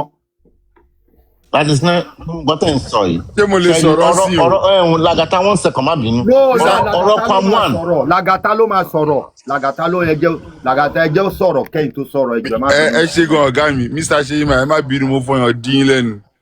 ẹ wo ọ̀tọ̀ọ̀tọ̀ lọ́rọ̀ o èmi ń sọ wípé èmi ò ever lè encourage ọkùnrin kó má tọ́ ọmọ o torí èmi gan fúnra mi mo tọ́ àwọn ọmọ tèmi and I'm proud. And I will never ridicule any woman. Òun náà ti máa ń sọ pé àárín obìnrin náà ti máa ń rí mi because I respect women a lot. Right, this is my point. Ọ̀rọ̀ tí Prince sọ lórí fóònù ló yẹ kí n back Mr. Seyi man up pé as for me, Lagata, I'm not saying the woman is lying. Number one. Number two, I am not Wasiu fan. I love his music. I am not his fan. Pé bóyá mo kó jẹ àbí nǹkan kan bẹ́ẹ̀ no. Number three bẹ́ẹ̀ ni pé tí communication according to what the woman said tí communication bá wà láàrin wọn ó yẹ kí yàrá yẹn bá wa ṣe kí ni kó bá wa sá sí fídíò yẹn bó ṣe wà lẹ́gbẹ̀ẹ́ ni ká lè mọ̀ so irú ìgbà yẹn. hello sórí Lagata jẹ́ ìtajẹ́ tẹ́bẹ̀ kò tí ì dé level yẹn. okay. because Wasiu Ayinde ò tí ì deny níta gbangba pé òun ò mọ̀ rí. okay. kò tí ì ní ìdí gbogbo yẹn tó bá pé o mo follow game ó ti yẹ ó ti nǹkan tó ń sọ ti yẹ kò tí ì lè kó gbogbo weapon word sílẹ̀ wọ́n ti bèrè yẹn lọ́wọ́ ẹ̀ kí Wasiu Ayinde wá jáde hold on kí Wasiu Ayinde wá jáde kó ní òun ò rí rí mi ò mọ obìnrin yẹn rí ìwọ ló máa béèrè question tó ń sọ yìí nígbà yẹn continue. okay sir. awareness ló sì kọ́kọ́ ṣe yìí awareness lélẹ̀. okay tó bá ṣe awareness pé láti fi call attention Wasiu kó wálé padà wálé pé ọmọ ẹ wà bí wàá gbọ́ ọmọ ẹ then yes no man should abandon even in his position like that abandon ọmọ tó bá bí síta ọ̀rọ̀ lélẹ́lẹ́ káfọ́ bẹ́ẹ̀ bù a máa jókòó jẹ́ a máa fi sọ so èmi kàn ń sọ pé èmi o as for me I will not be able to put my 1 cent. But if ọmọ Wasiu ni, tọmọ ẹ dẹ̀ ń go through nǹkan báyìí, á jẹ́ pé alágbàkó ni. If ni o, so èmi máa dúró dìgbà yẹn kémi tó sọ̀rọ̀ tèmi. But I'm not saying the woman is lying. And I'm not saying that, but point tí mo tún wá give. Opinion ti yóò ti clear sí. Ọ̀gá mi, point tí mo tún wá give ni pé the way the child the way tọmọ yẹn ṣe sọ̀rọ̀ ó show pé fèrè tá a bá fún sọ́pẹ̀ ní fèrè. ó mọ tó ṣẹlẹ̀ sórí orí pé ẹ jẹ́ n sọ bí ṣe observe ẹ sá. máa gbọ́ sà wá sọ̀rọ̀ sórí bọ́mọ yẹn ṣe sọ̀rọ̀ èmi gan ti comment ẹ̀ lánàá mo ní mi ò lá ẹni tó interview yẹn kò yẹ kó ní nǹkan táwọn tọmọ yẹn sọ gan tí ò ní ìdí kó sọ mọ́rọ̀ for now. Bẹ́ẹ̀ni sá. Pákéjì kìíní yẹn dáadáa irú they say my father is a millionaire. Kó jẹ́ kọ́mọ yẹn sọ bẹ́ẹ̀. A dà fún yín bọ̀dá láti tíṣẹ́ mọ́ di. Ìdí ni wípé àwọn èèyàn máa sọ pé torí pé owó torí pé ó fẹ́ wá gba kíní kan lọ́sẹ̀ máa. So nǹkan tèmi wá ń sọ nìyẹn pé though it will have been done in a different way but we know people like this now àwọn interviewers sọnù ta nísìn wọn kò fẹ́ jẹ́ kó get engage platform wọn káwọn èèyàn sọ̀rọ̀ káwọn èèyàn ṣe kinní kan ní ìgbàkodò because no matter what, tí Wàsíù tó bá ń gbọ́ wa Alhaji Wàsíù Àyìndé Marshal, even tó bá ń ṣọmọ yín gan, ẹ ní ẹ̀tọ́ láti lọ ṣe DNA ọmọ yẹn, kẹ́dẹ̀ do the needful. All right, thank you. Latisne ṣé mo lè sọ̀rọ̀ báyìí? 2 minutes lẹ́ máa fi sọ̀rọ̀ torí àti náwọn èèyàn bí báyìí 2 minutes ó yẹ sọ̀rọ̀. Okay, I will just quickly round up. Yeah. I know a lot of people are misunderstanding me, which is okay. But the thing is, my stand is this. Emio, anybody can say, Prince is on, let me say Prince. Prince said, ẹni tó bá bímọ obìnrin nǹkan tó bá fẹ́ kàn ṣe fọ́mọ ẹ̀ ẹni èèyàn lè gbin àgbàdo kó ká àlùbọ́sà nǹkan tí mo gbìn with confidence with my full chest like I told you èmi ò ń ṣe responsible man and social media or anybody's comment or anybody cannot change that is a fact èmi tọ́jú àwọn ọmọ tèmi dáadáa and I will do anything for my children the way I saw my own father did. So nǹkan tí mo ń try àdìsọ ni pé èèyàn lè gbin àlùbọ́sà kó ká kòkó the same thing goes to Kwanwan kò lè gbin àlùbọ́sà kó ká kòkó and the same thing goes to all of us on this platform in our private life lè gbin àlùbọ́sà ká ká kòkó that is the fact. Let's leave that. People misunderstand I'm supporting Kwanwan. I am not supporting Kwanwan, and I said it clearly. Unfortunately for Kwanwan, at least them Kwanwan will on to Kwanwan. Come on, you very borrow. Come on, fair. You open mind here. What I'm saying is this: everybody, most of the things that we said are all fact. Latisne Whitey, Kwanwan Ronyo, or call arrest again. Don't paromo. That is another way. That's true. That can be done.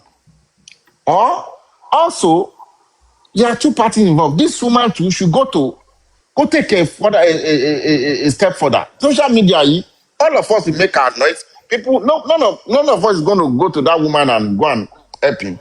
But there are ways that she can go.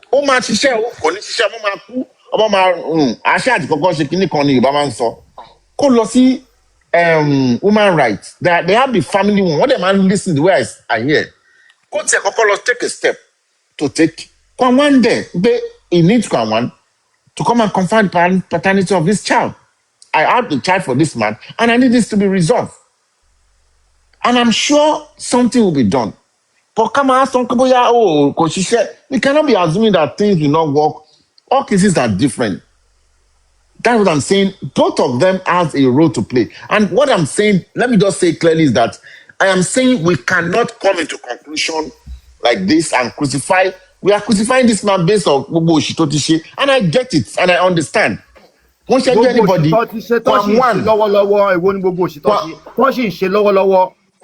ló kó gbogbo ilé ìbára ẹ̀ and I get it. But that does not change the fact that this issue there has to be a confirmation that he is the owner, is the father of this child. That's all I'm saying.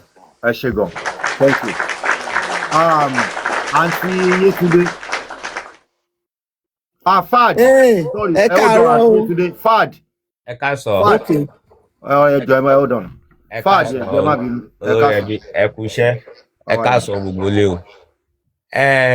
Èmi ò mọ why tí àwọn kan máa defend an irresponsible man. Tí kìí dẹ́ ṣe pé àwọn èèyàn ló pè bẹ́ẹ̀, òun gangan ló fẹnu ara ẹ̀ sọ nínú interview wípé òun máa gbàgbé bàtà àtàṣọ sínú ilé obìnrin yẹn kán máa fi ṣe ìrántí òun.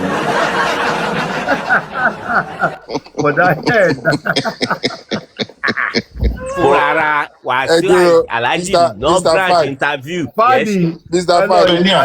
Souvenir ni now, Fadi. Souvenir ni now. Souvenir.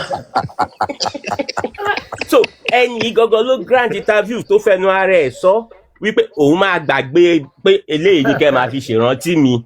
Ó tún wá Alhaji tún wá double confirm ẹ̀ níjọ́ tó pàdé ọmọ Lọlá níjọ́ tó fẹ́ ṣe ọmọ yẹn fẹ́ ṣe wòlímọ̀ pé bó ṣe jọ máa that means ó ti rí ọmọ yẹn for very long time tó ti rí last pé ó ti dàgbà tó yìí bó ṣe ojú máa mélòó mú nǹkan ẹ ti rí pé Alhaji ti prove ẹ̀ so kò wá yẹ kí tẹ́nìkan bá tiẹ̀ jáde tẹ́nì ẹ bá ń parọ́ bọ kò Alhaji òun ṣe ń téèyàn máa defend because àwọn gangan ti prove ẹ pé yes irú èèyàn tí mo jẹ́ ní ẹ má gbèjà mi ẹ má defend mi ṣe rí ibi tẹ́mi kàn ti ní slight doubt nípa woman yẹn ni wípé àwọn ẹlẹ́rìí méjì tó jẹ́ méjọ ẹlẹ́rìí ẹ̀ náà ti kú ó ní màmá àti ọba àsọlọ̀ ẹ̀rẹ́ tó bá dẹ̀ máa purọ́ ló máa ní ẹlẹ́rìí òun wà lọ́rùn ó ṣe jẹ́ màmá tó ti kú àti ọba àsọlọ̀ ní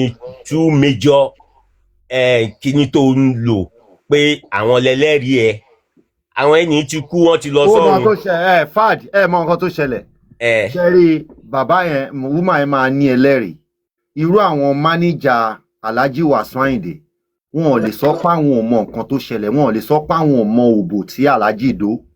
bẹ́ẹ̀ni. wọn ò tó bọ́ta kò sí kan nu wọn tó bọ́ta tó máa back woman yẹn up. tó máa against Alhaji. Wọ́n fẹ́ silence woman yẹn plan wọn ni láti silence woman yẹn tẹ́lẹ̀tẹ́lẹ̀ bẹ́ẹ̀ wọn máníjà ò lè sọ pé òun ò mọ òbò tí Alhaji Wasiu Ayinde dó àbí wọn ò lè náwọn ò mọ story woman tá à ń sọ lọ́wọ́lọ́wọ́ yìí so ó kàn dárúkọ àwọn tó dárúkọ yẹn màmá àti ọba ó kàn wà coincident pé àwọn méjèèjì wọ́n ti kú ni. wọ́n ti kú. ó ti yẹ yín sìn kò lè déédéé parọ́ mọ́ irú èèyàn bẹ́ẹ̀ yẹn ẹ̀dẹ̀ gbọ́n ọmọ yẹn gangan ó sọ yí pé àwọn lọ sí Ìjẹ̀bú. bẹ́ẹ̀ni. wọ́n yọ ìbọn sí àwọn. ìyẹn mi pé kò sẹ́ni tí Alhaji Wasiu Ayinde ò lè fìbọn threatening because mo rántí ara 1998 kan ni wọ́n wá play lóṣòdì lẹ́gbẹ̀ẹ́ lé wa lóṣòdì àwọn àjàgbé bọ́ńbọ́ì àti Kúnlé fighter àwọn náà fẹ́ gbowó lẹ̀ ìbọn Alhaji Wasiu Ayinde yọ tí gbogbo wa asá lọ ni wọ́n yìnbọn fún wa ni. in the 90s early 90s ní cultural center ní Mọ́kọ́lá Alhaji yọ ìbọn sí ọ̀rẹ́ mi báyìí. ẹ jọ dádì àgbàlagbà wà mí báyìí Prince ṣé mo parọ́ ẹ̀yin tí ń jó àwọn Wasiu Ayinde káwa tó máa jó wọn Prince ṣé Ayinde ṣe ń lò bọ́n ni ṣé Wasiu Ayinde ṣe ń lò bọ́n ni sà. up to tomorrow ó ṣì ń lò bọ́n ẹ̀ up to tomorrow. àti Alhaji Wasiu Ayinde bá ìbọn ló wà. ó máa wà lẹ́gbẹ̀ẹ́ aṣọ ẹ̀ ó ṣì ń lò. gbogbo ẹgbẹ́ tó máa ń wú yẹn ìbọn ni. ṣé ẹ̀rọ pé Ayinde máa ń gbébọn rìn bíi CID bí ẹ pé detective ni wọ́n bẹ́ẹ̀ pọ́n bọ́lọ́pàá ṣiṣẹ́ ni.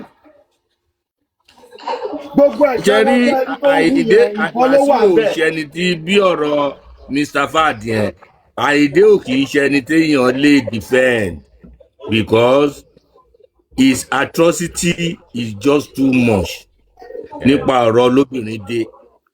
gbogbo nǹkan tó lábẹ́ skirt Alhaji Ayinde fẹ́ tú wò. Fad ó yà ṣe ti ṣetán Fad. bẹ́ẹ̀ yẹ kí n round up ṣe rí ẹ jẹ́ kí àwọn èèyàn ẹ jẹ́ ká lọ gbọ́ family planning title barrister record tó ṣe family planning bàbá tó bímọ tí ó lè tọ́ ẹ rí pé gbogbo ọ̀rọ̀ yìí ló ti kó tán lákòótán lórí Wasiu Ayinde mọ̀kàn tí Alhaji barrister máa ń pe Wasiu Ayinde ní olóko ńlá tó bímọ tó pọ̀ ọmọ ẹ̀ pọ̀ jaburata bí barrister ṣe máa ń kí Wasiu Ayinde nìyẹn olóko ńlá tó bímọ tó pọ̀ tọmọ ẹ̀ pọ̀ jaburata ẹ̀pá àwọn èèyàn sì máa jáde in future lórí Alhaji Wasiu Ayinde nípa ọmọ bíbí mo ti sọ ẹ jẹ́ kẹ́lò mi sọ̀rọ̀. ẹ ṣe jọ Fad God bless you. ẹ káàárọ̀ mo kí everybody olórí ẹbí mi. abọ́dẹ̀sì ẹ jọ ẹ má bínú. now nípa ọ̀rọ̀ Wasiu Ayinde pẹ̀lú àwọn ọmọ tó ń bí yẹn ó dẹ̀ pé ó sọ̀rọ̀ kan lẹ́ẹ̀kan ó ní èwo nínú àwọn ọmọ tó bí tí Wasiu tọ́jú but ẹnìkan sọ wípé Wasila jẹ́ kí n sọ kíní kan fún ẹ sórí ẹni tí kò kó ẹ̀ bá yè òun láyé rí ìtorí pé ọmọ yẹn ti ń ṣe dáadáa ó lọ yunifásitì ìyá ẹ̀ ló rán mostly gbogbo àwọn ọmọ tó bí yẹn ìyá wọn ló rán wọn lọ school ìgbà tó ṣe dáadáa ni Wasiu mọ̀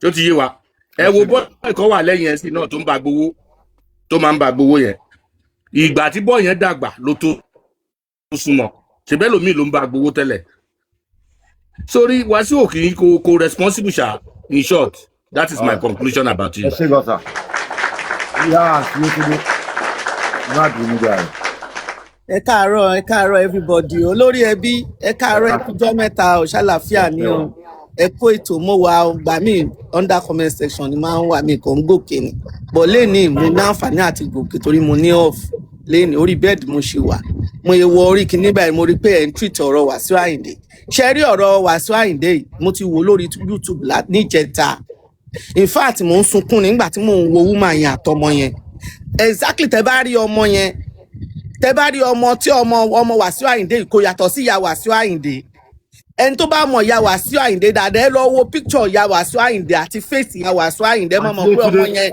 ìyá ẹ̀ ló jọ mo ń gbọ́ yín.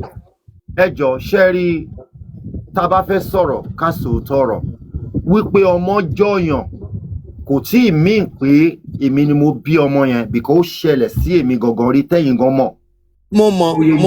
tí wọ́n ní ó fẹsẹ̀ jọ mí ó forí jọ mí ó fapá jọ mí ó ń dẹmọ bí ṣe ń dẹmọ at the end of the time kò fi ẹ̀jẹ̀ jọ mí. so pé ọmọ jọyàn ó jọ ìyá ẹ̀ yẹn ó jọ bàbá ẹ̀ yẹn òun ṣe. làgàtà irú ẹ̀rín wo ló ń rí ṣe borí mi tó kí mi ní làgàtà. mò ń bá yín jà látijọ́ yìí mo ń bá mi jà látijọ́ yìí ó sẹ́yìn mẹ́sẹ̀ ìsinmi ṣé mi ò rí láyé ẹni. ẹ̀ náà mi ò rí yín mo dẹ̀ bọ́ọ̀rì mo bèrè yín pé mo rí yín o. mo send phone number mi sí ẹ mi ìgbà tí mi ò dẹ̀ gbọ́ nǹkan kan mo dẹ̀ jókòó mi jẹ́ mo wà ókè o. so pé ẹ ní ọmọ jọ ìyá Wàsíù Àyìndé yẹn kò ọmọ lè jọra yẹn ò tí mí pé ọmọ Wàsíù Àyìndé ni DNA test ló máa prove. mo olórí ẹbí mo gba nǹkan tẹ́ sọ yẹn but tabaníkà fojú inú wò dáadáa sẹ tabaníkà fojú inú wò mi ò sọ pé kó má lọ ṣe DNA test o DNA test is good o but tabaníkà fojú inú wò ọmọ yẹn kò yàtọ̀ sí Wàsíù Àyìndé àti ìyá ẹ̀. madam ẹ má fojú inú wò ẹjọ ẹ jẹ́ ká fi DNA wò.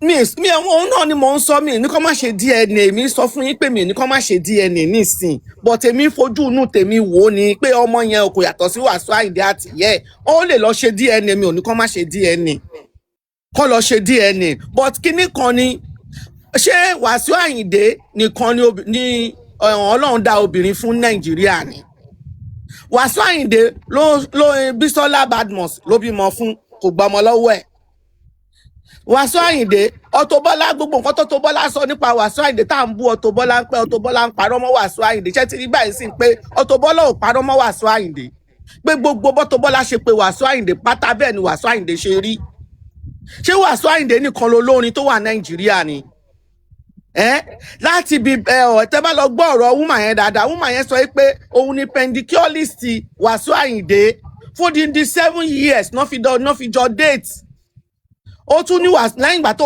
Wàsíù Àyìndé bá wá sí ṣọ́ọ̀bù òun ó tún ń pè òun home service òun tún máa lọ bá ṣiṣẹ́ nu lé from there ó bẹ̀rẹ̀ sí ní kò lábọ̀ ẹni ẹlẹ́ni ó ń gbégbò láì sí abẹ́ ẹni ẹlẹ́ni ọmọ wa lóyún tán ó wá lọ ń parọ́ ọmọ pé lọ́dọ̀ ọmọ ó sọ lóun lóyún ó ní kó lọ ṣẹ́ oyún ó lóun máa rán máníjà sí at the end of the day ẹni yẹn ò rí máníjà òkè ẹni ẹlẹ́ni kíìpù oyún ta ló mọ̀ bóyá kò ń ṣoyún alákọ̀ọ́kọ́ tó ti ní fún Wàsíù Àyìndé nìyẹn tó dẹ̀ wá wò pé tóun bá lọ ní kò ń lọ yọ ilé yìí ṣọ́ọ̀tà àwọn ò ní bá lọ báyìí ṣọ́ọ̀tà àwọn ò ní kú sí i ló jẹ́ kó bóyá òun ló jẹ́ kẹ́ni ẹlẹ́ni kíìpù ọmọ yẹn òkè nìyẹn woman yẹn dẹ̀ wá bímọ yẹn ìwọ ló sọmọ lórúkọ ìwọ ló fún ọmọ yẹn ní orúkọ ọmọ wa pọ́dún kan àwọn ọmọdún méjì wá dá sọ̀rọ̀ ọmọ ó wá lọ ń sọ ọmọ yẹn ẹni ìyàwó lady yẹn wá lọ sọ́dọ̀ ọba ìsọlọ̀ tó ti gbéṣẹ̀ ó lọ síbẹ̀ pé kánjọ kan bóun pe Wàsíù fún wa máa kéta fún ọmọ wọn wá pè ẹ́ sórí fóònù ó wá sọ pé lesbian ni ọmọ yẹn ní woman yẹn ń ṣe lesbian ló ń ṣe nígbà tó ń ṣe pendicure tó pedicure fún ẹ. níbo lẹ ti gbọ́ information ṣé Wàsíù Àyìndé ló sọ bẹ́ẹ̀ pé lesbian ló ṣe. yes na ẹ lọ wo fídíò yẹn dáadáa lórí YouTube now nígbà tí woman yẹn lòun lọ sọ́dọ̀ ọba ìsọlọ̀. ṣé woman yẹn ló sọ bẹ́ẹ̀ àti Wàsíù ló sọ bẹ́ẹ̀ mà. Wàsíù ló sọ bẹ́ẹ̀ pé lábòlábò ni woman yẹn. Wàsíù fi voice ẹ̀ sọ mà. ẹ lọ gbọ́ fídíò yẹn lórí YouTube sẹ́. ní àǹtí ilé tó lè gbà ọ́ lẹ ti wo fídíò yẹn gbẹ̀yìn. ìjẹta ni mo gbọ́ woman yẹn fẹnu ara ẹ̀ sọ pé ìgbà tó lọ sọ́dọ̀ ọba ìsọlọ̀ ẹ lọ wò lórí free fighter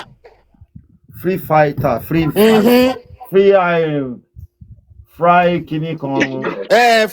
lẹ́lọ́ wò mẹ́. CEA TV àbí kí ló ń pè é. ẹ ṣe tẹ hard mi. ẹ lọ wò ń bẹ́ẹ̀ ó wà lórí YouTube woman yẹn nígbà tóun lọ sọ́dọ̀ ọba ìsọlọ̀. jẹ́ kí n sáré sọ nígbà tóun ẹjọ́ màdámù ẹ ní sùúrù ẹ bá wọn bí ẹ ní sùúrù. ipe ìgbà tóun lọ sọ́dọ̀ ọba ìsọlọ̀ ọba Abubakar àbí Abubakar ló ń jẹ́ ọba Kabiru.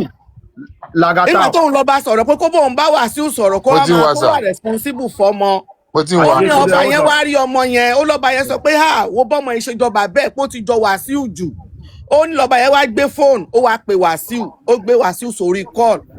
ó ló wá sọ fún Wàsíù pé ẹni báyìí báyìí wà bí báyìí o ó sọ pé wọ́n ló lọ́mọ o.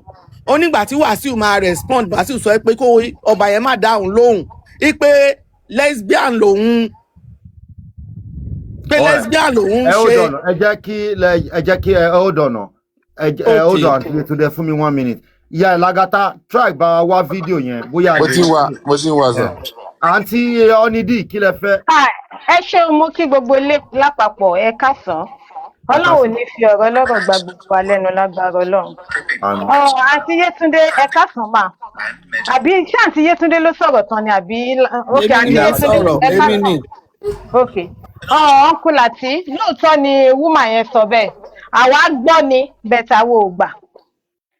ṣé ti rí ní ayé ìgbà kan bẹ́ẹ̀ ni pé gbogbo wa àìdá ká jẹ́ kí gbogbo àwa tá wà ń bíbà ká jẹ́ age mate láyé ìgbà tí Wàsíù ń rè ní burúkú kí wá jẹ́ ká plus ẹ̀ mọ́ gbà tí Ògògó náà ń rè ní títí mọ́ ìyàwó ilé ló máa ń ní àwọn fẹ́ jẹ́ kí Ògògó kó tiẹ̀ bá wọn sùn tó kílẹ̀ sí pé èèyàn wá ní opportunity pé Wàsíù wá ń date ẹ ṣẹ́ǹgẹ̀t tó dẹ̀ ti mọ̀ pé ẹni yìí ó níyàwó nílé títí nígbà míì àwọn obìnrin a máa ń ṣe nǹkan nígbà míì à ń fẹ́ wò pé tí nǹkan kan bá tún wá lọ ṣẹlẹ̀ ńkọ́ mi ò ẹ má sọ pé ẹ jẹ́ ká support women to women I don't want to support women to women ẹ jẹ́ ká sọ nǹkan tó jẹ́ pé ẹ má jẹ́ ká máa blame pé Wàsíù ti ṣe bẹ́ẹ̀ rí Auto Bola ti ṣe bẹ́ẹ̀ rí Auto Bola sọ pé Wàsíù ti ṣe nǹkan báyìí rí fine ẹ wo look at Davido kékeré lẹ́lẹ́mbẹ̀ yẹn ọ̀pọ̀ pé Davido ń fún gbogbo èèyàn lóyún àwọn ọmọ wa ìsìn gan ṣì ń wá pé kí Davido tiẹ̀ bá wọn sùn kò yẹ so the same thing ló ṣẹlẹ̀ sí woman yẹn after àgbà tí ó bímọ fún Wàsíù ṣé kò tún ti bímọ méjì fẹ́ lómi ni ó tún ti bímọ méjì fẹ́ lómi òun ò ṣe lọ pé gbàjarì lọ bá àwọn bàbá àwọn yẹn ó ṣe jẹ́ nítorí ó ṣe wá jẹ́ pé Wàsíù. Onidi ìyàwó wo ni Wàsíù ní sínú ilé ṣé Wàsíù níyàwó sínú ilé báwo lẹ ṣe ń sọ̀rọ̀ báyìí. àǹtí madam ṣọ́ ìṣe Wàsíù báwo lẹ ṣe ń sọ̀rọ̀ báyìí ṣé kó má mú bọ̀ pẹ̀lú láìfọ ẹ̀ ní ṣé kó má mú bọ̀ pẹ̀lú láìfọ ẹ̀ ní. mi sọ opinion ti tèmi. ṣé kó má mú bọ̀ pẹ̀lú láìfọ ẹ̀ ní. nígbà tó ń sọ pé òwò ti tún bímọ méjì ṣé kó má mú bọ̀ pẹ̀lú láìfọ ẹ̀. sísà ẹ jẹ́ kí mi sọ opinion ti tèmi àti Yétúndé. olórí ẹbí ẹ bá gbé wọn mi láì tàn sókè. opinion ti tèmi òun lèmi sọ yẹn ìyẹn ọ̀pọ̀ gbọ́dọ̀ wá síta nísìn kó wá máa ba ọmọ kékeré yẹn nínú jẹ́ ṣé wípé Wàsíù ló ní kó má rí ṣe láyé ẹ̀ ni. ẹ wo gbogbo àwọn. báwo lẹ ṣe ń sọ̀rọ̀ báyìí lẹ́yìn kan náà ní kí Wàsíù náà máa dáná káàkiri tó máa tọ́jú àwọn mama o. Àmà tó ń sọ̀rọ̀ Wàsíù níyàwó lérí káwú ló bá gbé gbẹ̀yìn Wàsíù ń bóbìnrin gbé káwú ló bá gbé gbẹ̀yìn lẹ́yìn káwú kò bóbìnrin gbé Wàsíù ń bóbìnrin gbé. ẹjọ́ lọ ṣẹ́yìn ni boyfriend girlfriend ni Wàsíù Àyìndé ni. Onidi on mute. irú èèyàn bíi Wàsíù Àyìndé lọ́lọ́run máa pèsè fún yẹn yẹn àǹtí. irú ẹ má ṣe bẹ́ẹ̀. ẹ má ṣe bẹ́ẹ̀ lọ́jọ́ Onidi. On mute. Olómi, good morning o. Anyway, àgbọ̀yìn bóyá kẹ́ ẹ̀ kọ̀rọ̀ lọ́rọ̀ pásínà ìjọ ń tún Ọlọ́run kò lè tó wọlé náà. omi ẹ ra máa o ẹ káàárọ̀ máa ẹ ǹlẹ́ máa. Latisne àwọn Wàsíù obìnrin gbé kébí sí tiẹ̀. àjùmọ̀mí láti ẹjọ́ ẹ ó dọ̀nà ẹjọ́ ẹ bá mute ẹjọ́ ay. Yes. ẹjọ́ ẹ ó yà kí lẹ fẹ́.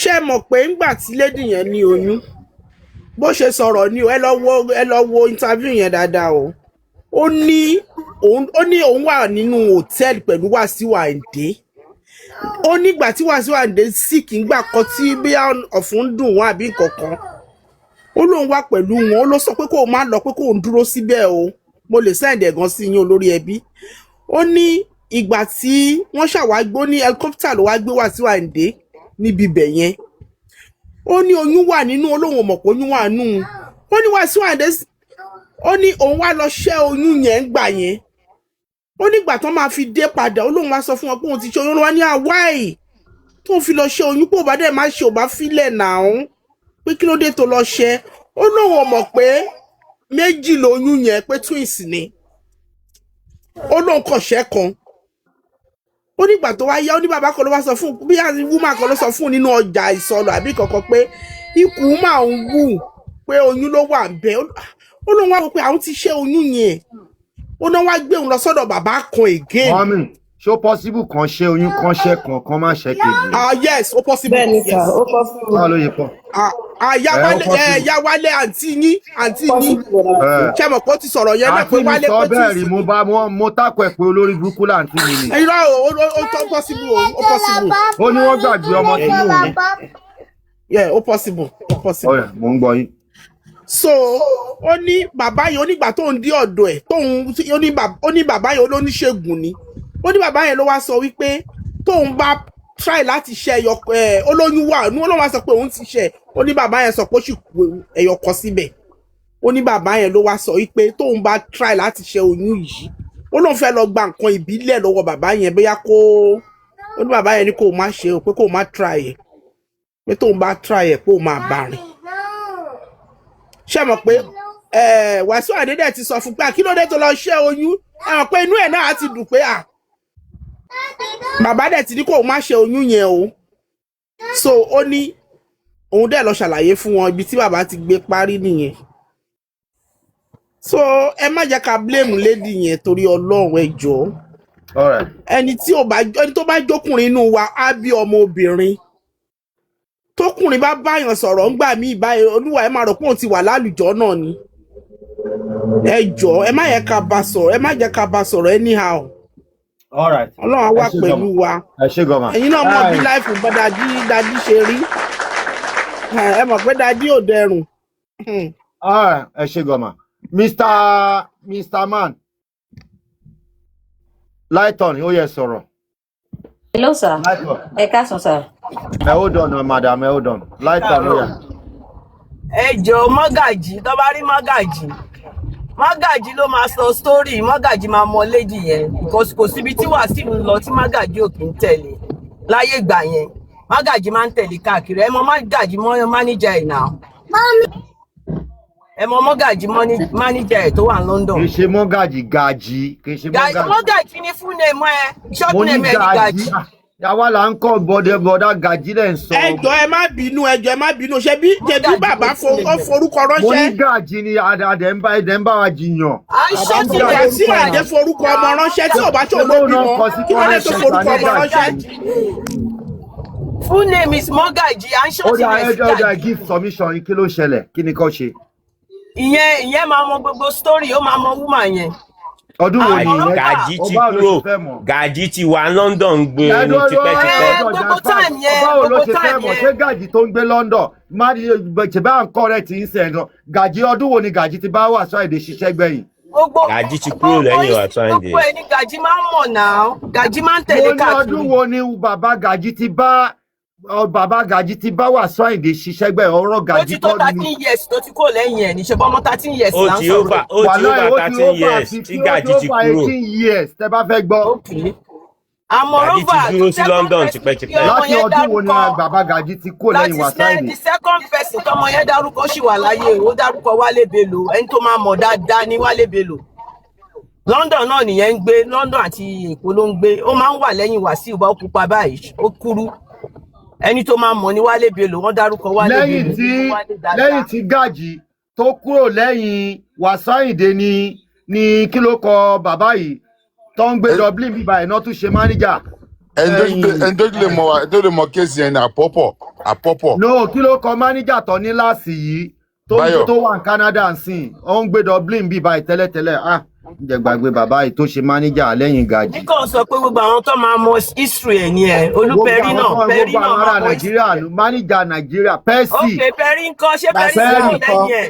Bọ́lájí Bàsíà náà ńkọ́ Bọ́lájí Bàsíà ọ̀rẹ́ ẹ̀ nìyẹn ṣé Pẹ̀rí tí kò lẹ́yìn ẹ̀. ṣé ta ni. Olúpẹ̀rí sì wà lẹ́yìn Wàsíù náà.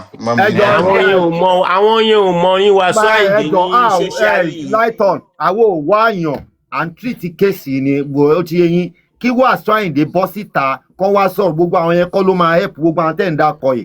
àwọn yẹn mọ Wàsíù Àyìndé ẹ má drag gbogbo àwọn èèyàn sínú ẹ jẹ́ ká fèsì Alhaji Wàsíù Àyìndé direct Wàsíù Àyìndé ló máa mọ bó fẹ́. ẹ ṣó lè bọ́ síta kó wá sọ yes or no ṣó lè bọ́ síta. tó ṣáà ní mánéjà wọ́n ní mánéjà náà so. ẹ kí mọ̀mí Yétúndé Adams kọ́ parí submission wọn then mọ̀mí Lighton lè sọ̀rọ̀. ẹ jẹ́ n sáré give kí n round up nǹkan tèmi kàn fẹ́ sọ ń bẹ̀ ni pé Wàsíù Àyìndé lọ ṣe needful lọ ṣe DNA test wọ́n sì pọ̀ eléyìí báyìí nísìn eléyìí ti jáde báyìí nísìn eléyìí máa fáwọn tó kù náà ní priority láti lè ṣe kíni láti lè jẹ́ káwọn náà gbé gẹ̀ẹ́sì káwọn náà wá jáde kán wá sọ tiwọn wọ́n pọ̀ Wàsíù Àyìndé ibi tẹ dáràn dé tẹ lógbò láyín dé wọ́n pọ̀ ọmọ ti túbọ̀ wálé báyìí o sórí stage lẹ́tí tún máa gbélé náà bá àbíbo lẹ́tí fẹ́ gbà sórí stage ni nǹkan táwọn akọ̀ máa sọ fún yín ni pé àgbàlagbà lẹ́tí dà yìí ẹ lọ stop gbogbo nonsense tẹ̀ ń ṣe eléyìí yóò yẹ yín mọ́ àbùkù ló ń kó bá yín ẹ kàn ń disgrace ara yín kiri ni ní èjì tẹ wà ẹ káwọn obìnrin máa gbọ́ ọmọ wa kàn máa sọ pé ẹ take àwọn ọmọ ẹ ṣe ojúṣe yín lórí àwọn ọmọ ẹ wà responsible ní èjì tẹ wà age of 70 years kẹ máa fọkó kàn káàkiri still náà ẹ níyàwó léṣẹ yìí nìkan lolórin ni wọn ṣe máa gbé ọmọ wá fún Wàsíù Pasuma wọn ṣe máa gbé ọmọ wá fún Àyùbá wọn ṣe máa gbé ọmọ wá fún Saidi ṣẹ́yìn nìkan lolórin tó wà Nàìjíríà ní tẹ́ẹ̀tẹ̀ wá lójú tí ẹ̀ mọ́bi tó yẹ kẹ́ kókó yín kàn. mọ̀mí Yétúndé Adams bóyá fáwọn ọ̀báyàwó gbé ẹ̀wọ̀n káwọn bí wà jẹ́ pé fáwọn lè. ẹ lọ ronú pìwàdà o ìjọba Ọlọ́run ó kù sí bẹ́ẹ̀ sí i o. láìkì nǹkan tí ò ń sọ tí fáwọn ò bá bá yàwó gbé ṣé kán máa abuse àwọn ẹni ẹlẹ́ni. ṣé kán máa abuse àwọn obìnrin káàkiri ni wọ́n dẹ̀ bímọ obìnrin. àti fáwọn á dẹ̀ lọ bá fáwọn sọ̀rọ̀ pé kán máa sọ àwọn ọmọ ọlọ́mọ di wèrè ni. tí wọn mọ̀ pẹ́ san ni wọ́n ti ya gbogbo àwọn ọmọ ọlọ́mọ wọ́n ti yà wọ́n ní wèrè ẹ wo bí woman yẹn ṣe rí woman yẹn ṣe graduate now graduate from LASU accountant ni now. ẹ ó dọ̀jọ́ obìnrin tó ṣẹ̀ filẹ̀ pupa tó tó bá tó ṣẹ̀ LASU ló ti graduate now accounting ló lóun read ní LASU. ó dọ̀n ẹjọ́ kí ló kọ obìnrin tó ṣẹ̀ fi sílẹ̀ yìí náà ṣé o mọ̀ pé obìnrin yẹn náà ti wà ní Emmanuela ló ṣẹ̀ filẹ̀. ṣé inú dúdú nìyẹn náà fi kúrò bẹ́ẹ̀ ni ṣé inú dúdú nìyẹn náà fi kúrò lábẹ́ wọn ni ṣé gbogbo obìnrin náà máa bàánú jẹ́ ni ẹ̀kọ́ wo làwa tá a kéré yìí tá à ń kọ́ lára wọn àyèmí iṣẹ́ ẹ̀mí ṣobìnrin bẹ́ẹ̀ ni àwọn tẹ́ ẹ lówó lọ́wọ́ tẹ́ ẹ náwó lọ́wọ́ tẹ́ ẹ nífọ̀ tẹ́ ẹ lẹ́ẹ̀kan náà ẹ wá ń bayé àwọn obìnrin jẹ́ gbogbo àwọn àti Lighton àti Yétúndé mo fẹ́ béèrè nǹkan lọ́wọ́ àti Lighton ẹ tètè sọ̀rọ̀ ẹ parí ọ̀rọ̀ ni ẹ jọ. ok nǹkan tẹ́mi máa sọ nìyẹn o Wàsíù Àyìndé ẹ lọ stop nonsense tẹ́ ń ṣe ẹ lójú tì ẹyẹ fòkó kàn káàkiri ẹ lọ gba gbogbo àwọn ọmọ tẹ gbà lọ́wọ́ àwọn obìnrin tẹ bá sùn ta ẹ gba gbogbo wọn wọlé ọmọ ti pọ̀ wá sínú ilé ẹ lọ tún gbèsè ayé ṣe lọ tún ẹ̀yàn ọ̀la yín ṣe ẹ bí mọ obìnrin o kàn tó bá ti fáwọn ọmọbìnrin ìsìn náà máa ti fáwọn ọmọ níta yìí náà bí.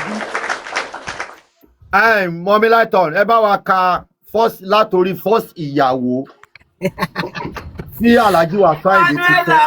Emmanuela Wàsíù ni o Emmanuela lọ háàkì kámẹ́rà ìgbà tí Emmanuela travel Emmanuela háàkì kámẹ́rà ni o. ọ̀rọ̀ Emmanuela àníkẹ́ bẹ̀rẹ̀ látòrí. orí àwọn tí Wàsíù ń gbé wọlé ni àwọn ọ̀rẹ́ ẹ̀ tí Wàsíù cross fọ́ọ̀kì gbogbo ẹ̀ ló Emmanuela ní rí nínú kámẹ́rà o. àtọ̀rẹ́ mi kan tí mi ò gbọdọ̀ dárúkọ ìyàwó lé ìyẹn náà ló da márèjì yẹn náà rúdè níyì gbogbo ẹ̀ náà rí báyìí pátá nínú kámẹ́rà nǹkan tó fàjà wọn nìyẹn nǹkan tó jíjà wọn lẹ̀ Wàsíù máa ń cross fork gan seriously ok talẹ́ ní kí n kọ́kọ́ bẹ̀rẹ̀ sórí Síkírà ni. ní ẹ kọ́ bá ka wọn ní ṣókí ká lè tẹ̀wé pé lè dá wọn lọ.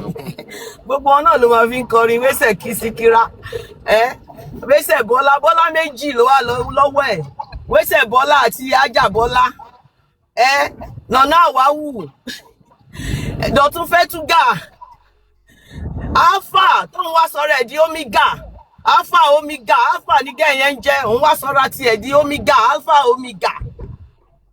omega Wendy náà wà ń bẹ̀ o yẹn wà ní Canada Bísọ́lá tí tó bímọ yẹn Bísọ́lá náà wà ń bẹ̀ àwọn ọmọ òṣèré tó máa ń ṣeré yẹn náà wọ́n ti ẹ̀pọ̀ rẹpẹtẹ wọ́n pọ̀ tí Wàsíù máa ń cross fork àwọn yẹn ò bímọ ni lògbàlògbà wà ń bẹ̀ ọmọ tó sanra yẹn náà wà ń bẹ̀ Dayọ̀ Amusa ìyẹn náà wà ń bẹ̀ ìyẹn tiẹ̀ bá gbé for a while Bísí náà bá gbé for a while kó tó di pé wọ́n dàrú àwọn yẹn náà wà ń bẹ̀ ta ló tún wà ń bẹ̀ wọ́n pọ̀ Latisne wọ́n tiẹ̀ ti pọ̀ wọ́n pọ̀ bẹ́ẹ̀ tí Dọ̀tun yẹn tó rójọ́ ọmọ àdúgbò mi nǹkan tó ṣe fún Dọ̀tun kì í ṣe nǹkan tó dáa ọmọ yẹn ò rọ́kọ títí sí tọ́mọ yẹn fi kú mo rántí ìgbà kan tí kíní dé láti Nàìjíríà tó dé láti Rhode Island Alesh the first oyè tálẹ̀ ti máa jẹ nídìímù gbogbo wa la wà ń bẹ̀ Ṣadé Ṣọ́yè ṣọmọpọ́ máa àdúgbò mi ní Ṣadé Ṣọ́yè Ṣadé ń gbà yẹn ó ń fọ́gèdè ń pè é. ẹ̀gbọ́n Jẹ́mílá ńkọ́ Miss Jẹ́mílá Jẹ́mílá number 13. ẹ̀yin àgbàlagbà ẹ̀yin náà lẹni pé wọ́n kọmọ fún ọlọ́mọ náà. àwọn kan là ń ka ìyàwó là ń ka. ṣé rí ọmọdé yìí bá ṣe wà ń patí yẹn ó máa ń ra bọ̀bọ̀ kan wá láti Amẹ́ríkà tó láì Dọ̀tun very pretty girl ó wá láti Amẹ́ríkà ó dẹ̀ ń gbádùn àwọn tó wà lẹ́gbẹ̀ẹ́ bọ̀bọ̀ yẹn ló ń sọ fún pé ìyàwó Wàsíù ni ó ti bímọ fún Wàsíù. Mr. Man mú bọ̀ máa dá yín lóhùn Mr. Man. ó dàbí pé Wàsíù máa ń pàlè lé wọn lórí ni kò tiẹ̀ yé mi bóyá ó máa ń pàlè lé wọn lórí ọmọ kan báyìí ní gẹ̀yẹ́ bí. incident ẹ̀ẹ̀mejì ni mo witness tó fẹ́ ọmọ yẹn torí Wàsíù pé ó bímọ fún Wàsíù ọmọ yẹn ò rọ́kọ fẹ́ títí tó fi jáde láyé ọmọ yẹn ló bí ọmọ tó kú sí Canada yẹn Dọ̀tun ló bí ọmọ tó kú sí Canada yẹn Dọ̀tun Fẹ́túgà òun ló bí ọmọ tó kú sí Canada yẹn Wàsíù máa ń pàlè lé wọn lórí Síkírá náà mo ní Síkírá Káwúsára ìgbà tó fi sílẹ̀ Ọlọ́run ló ní ọmọ méjì nìyẹn bí fún tí up till now káwọ́ òrọ́kọ fẹ́ tó bá ti fẹ́ wọn òrọ́kọ fẹ́ ó máa ń pàlè lé wọn lórí ni Wàsíù lọ change life ẹ gbogbo àwọn ọmọ tẹbí síta ẹ gbà wọ́n yìí máa wà ń bẹ̀ o wọ́n yìí máa àwọn ọmọ mi wà ń bẹ̀ o tán tí jáde o kì í ṣe eléyìí nìkan là ń rí àwọn ọmọ mi wà ń bẹ̀ àwọn tó dẹ̀ náwó fún Wàsíù máa ń dóyàwó wọn ó máa ń cross fork wọn dáadáa weakness ó tiẹ̀ pọ̀ sósùn rẹpẹtẹ èèyàn gbọ́dọ̀ máa dárúkọ ni because àwọn ẹni mímọ̀ tí mo mọ̀ gidigidi ni láyé ìgbà tá máa ń lọ sí club arcade tó yẹ pé òun ló máa ń ṣeré fáwọn jómò òun náà máa ń gbàǹgbà yẹn tó máa ń ṣeré tó máa ń ṣe anniversary wọ́n máa ń sábà gba Wàsíù àbí Síkírù Àyìndé. Wàsíù lọ change o lọ gba àwọn ọmọ ẹ o.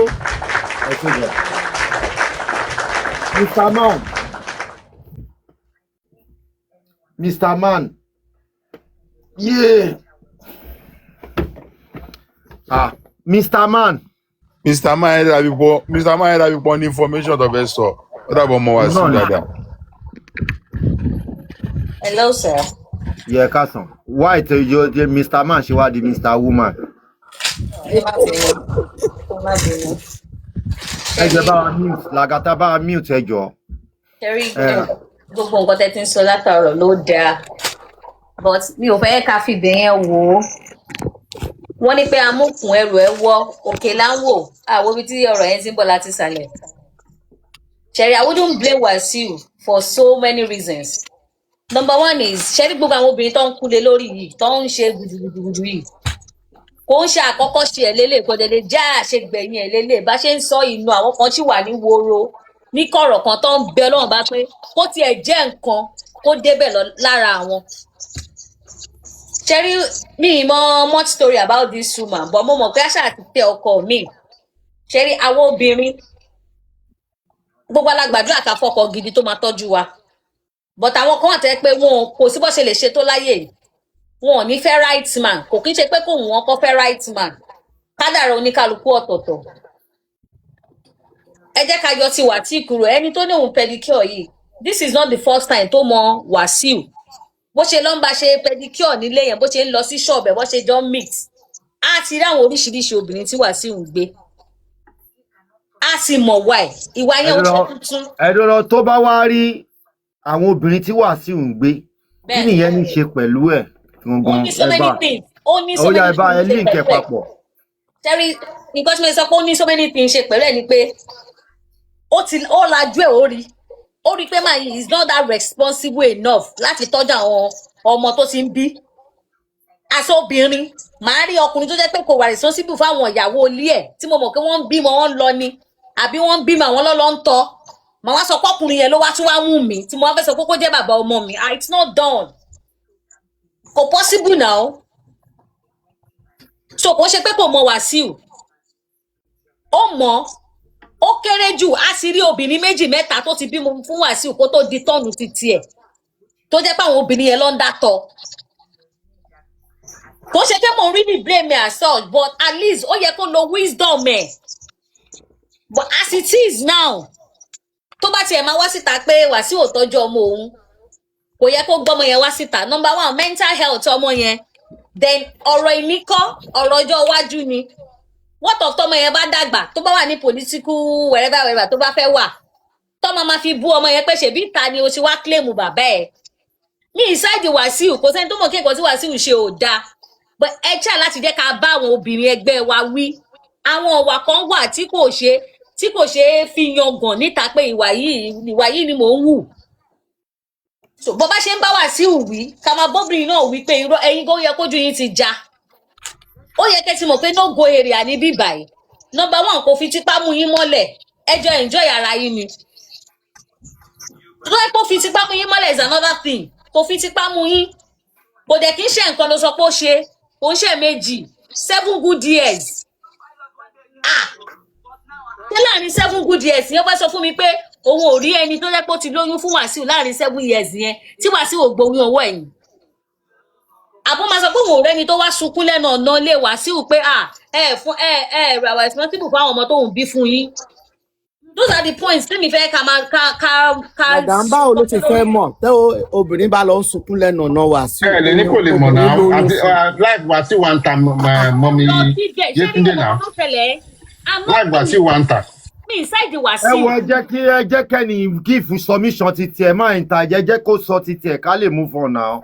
mi inside the Wàsíù but àwọn obìnrin we have a lot to do a lot. ṣe rí Wàsíù sí ẹ kò sí ètò kan Wàsíù pẹ̀lú gbogbo nǹkan tó ṣẹlẹ̀ sọ́mọ yìí ń sìn ìyá yẹn ló máa mọ ibi tí kinní yẹn ń jó lára òun ń sìn òun ló máa mọ bí kinní yẹn ṣe ń ṣe òun lára gbogbo nǹkan tá à ń sọ yìí kò bá Wàsíù lẹ́niwìẹ̀ kò ríro kò tí lójú ọmọ ògbóró ni ó rí as a normal thing but obìnrin yẹn ni kinní yẹn máa jó lára so kó tó dípò máa jó lára ó yẹ kó náà ti prepare sílẹ̀ so that's just my own point sir. ẹ ṣé gan thank you very much.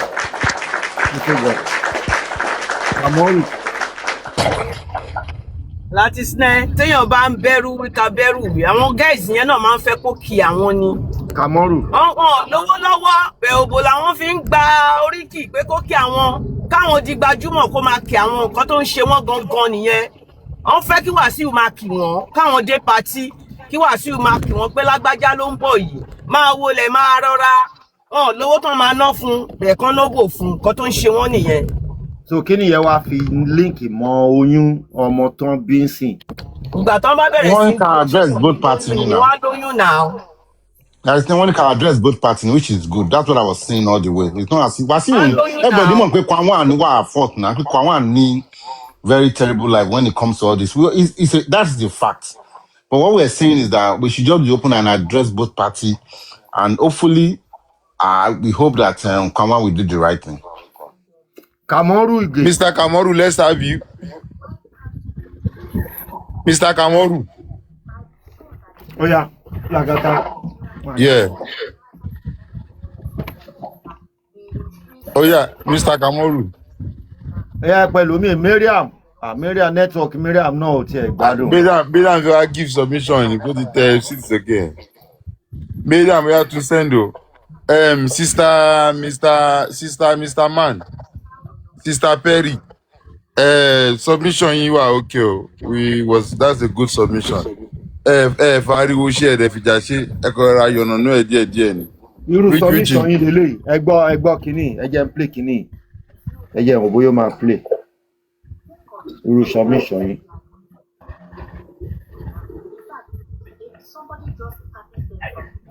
Kí ló dé tí o kún?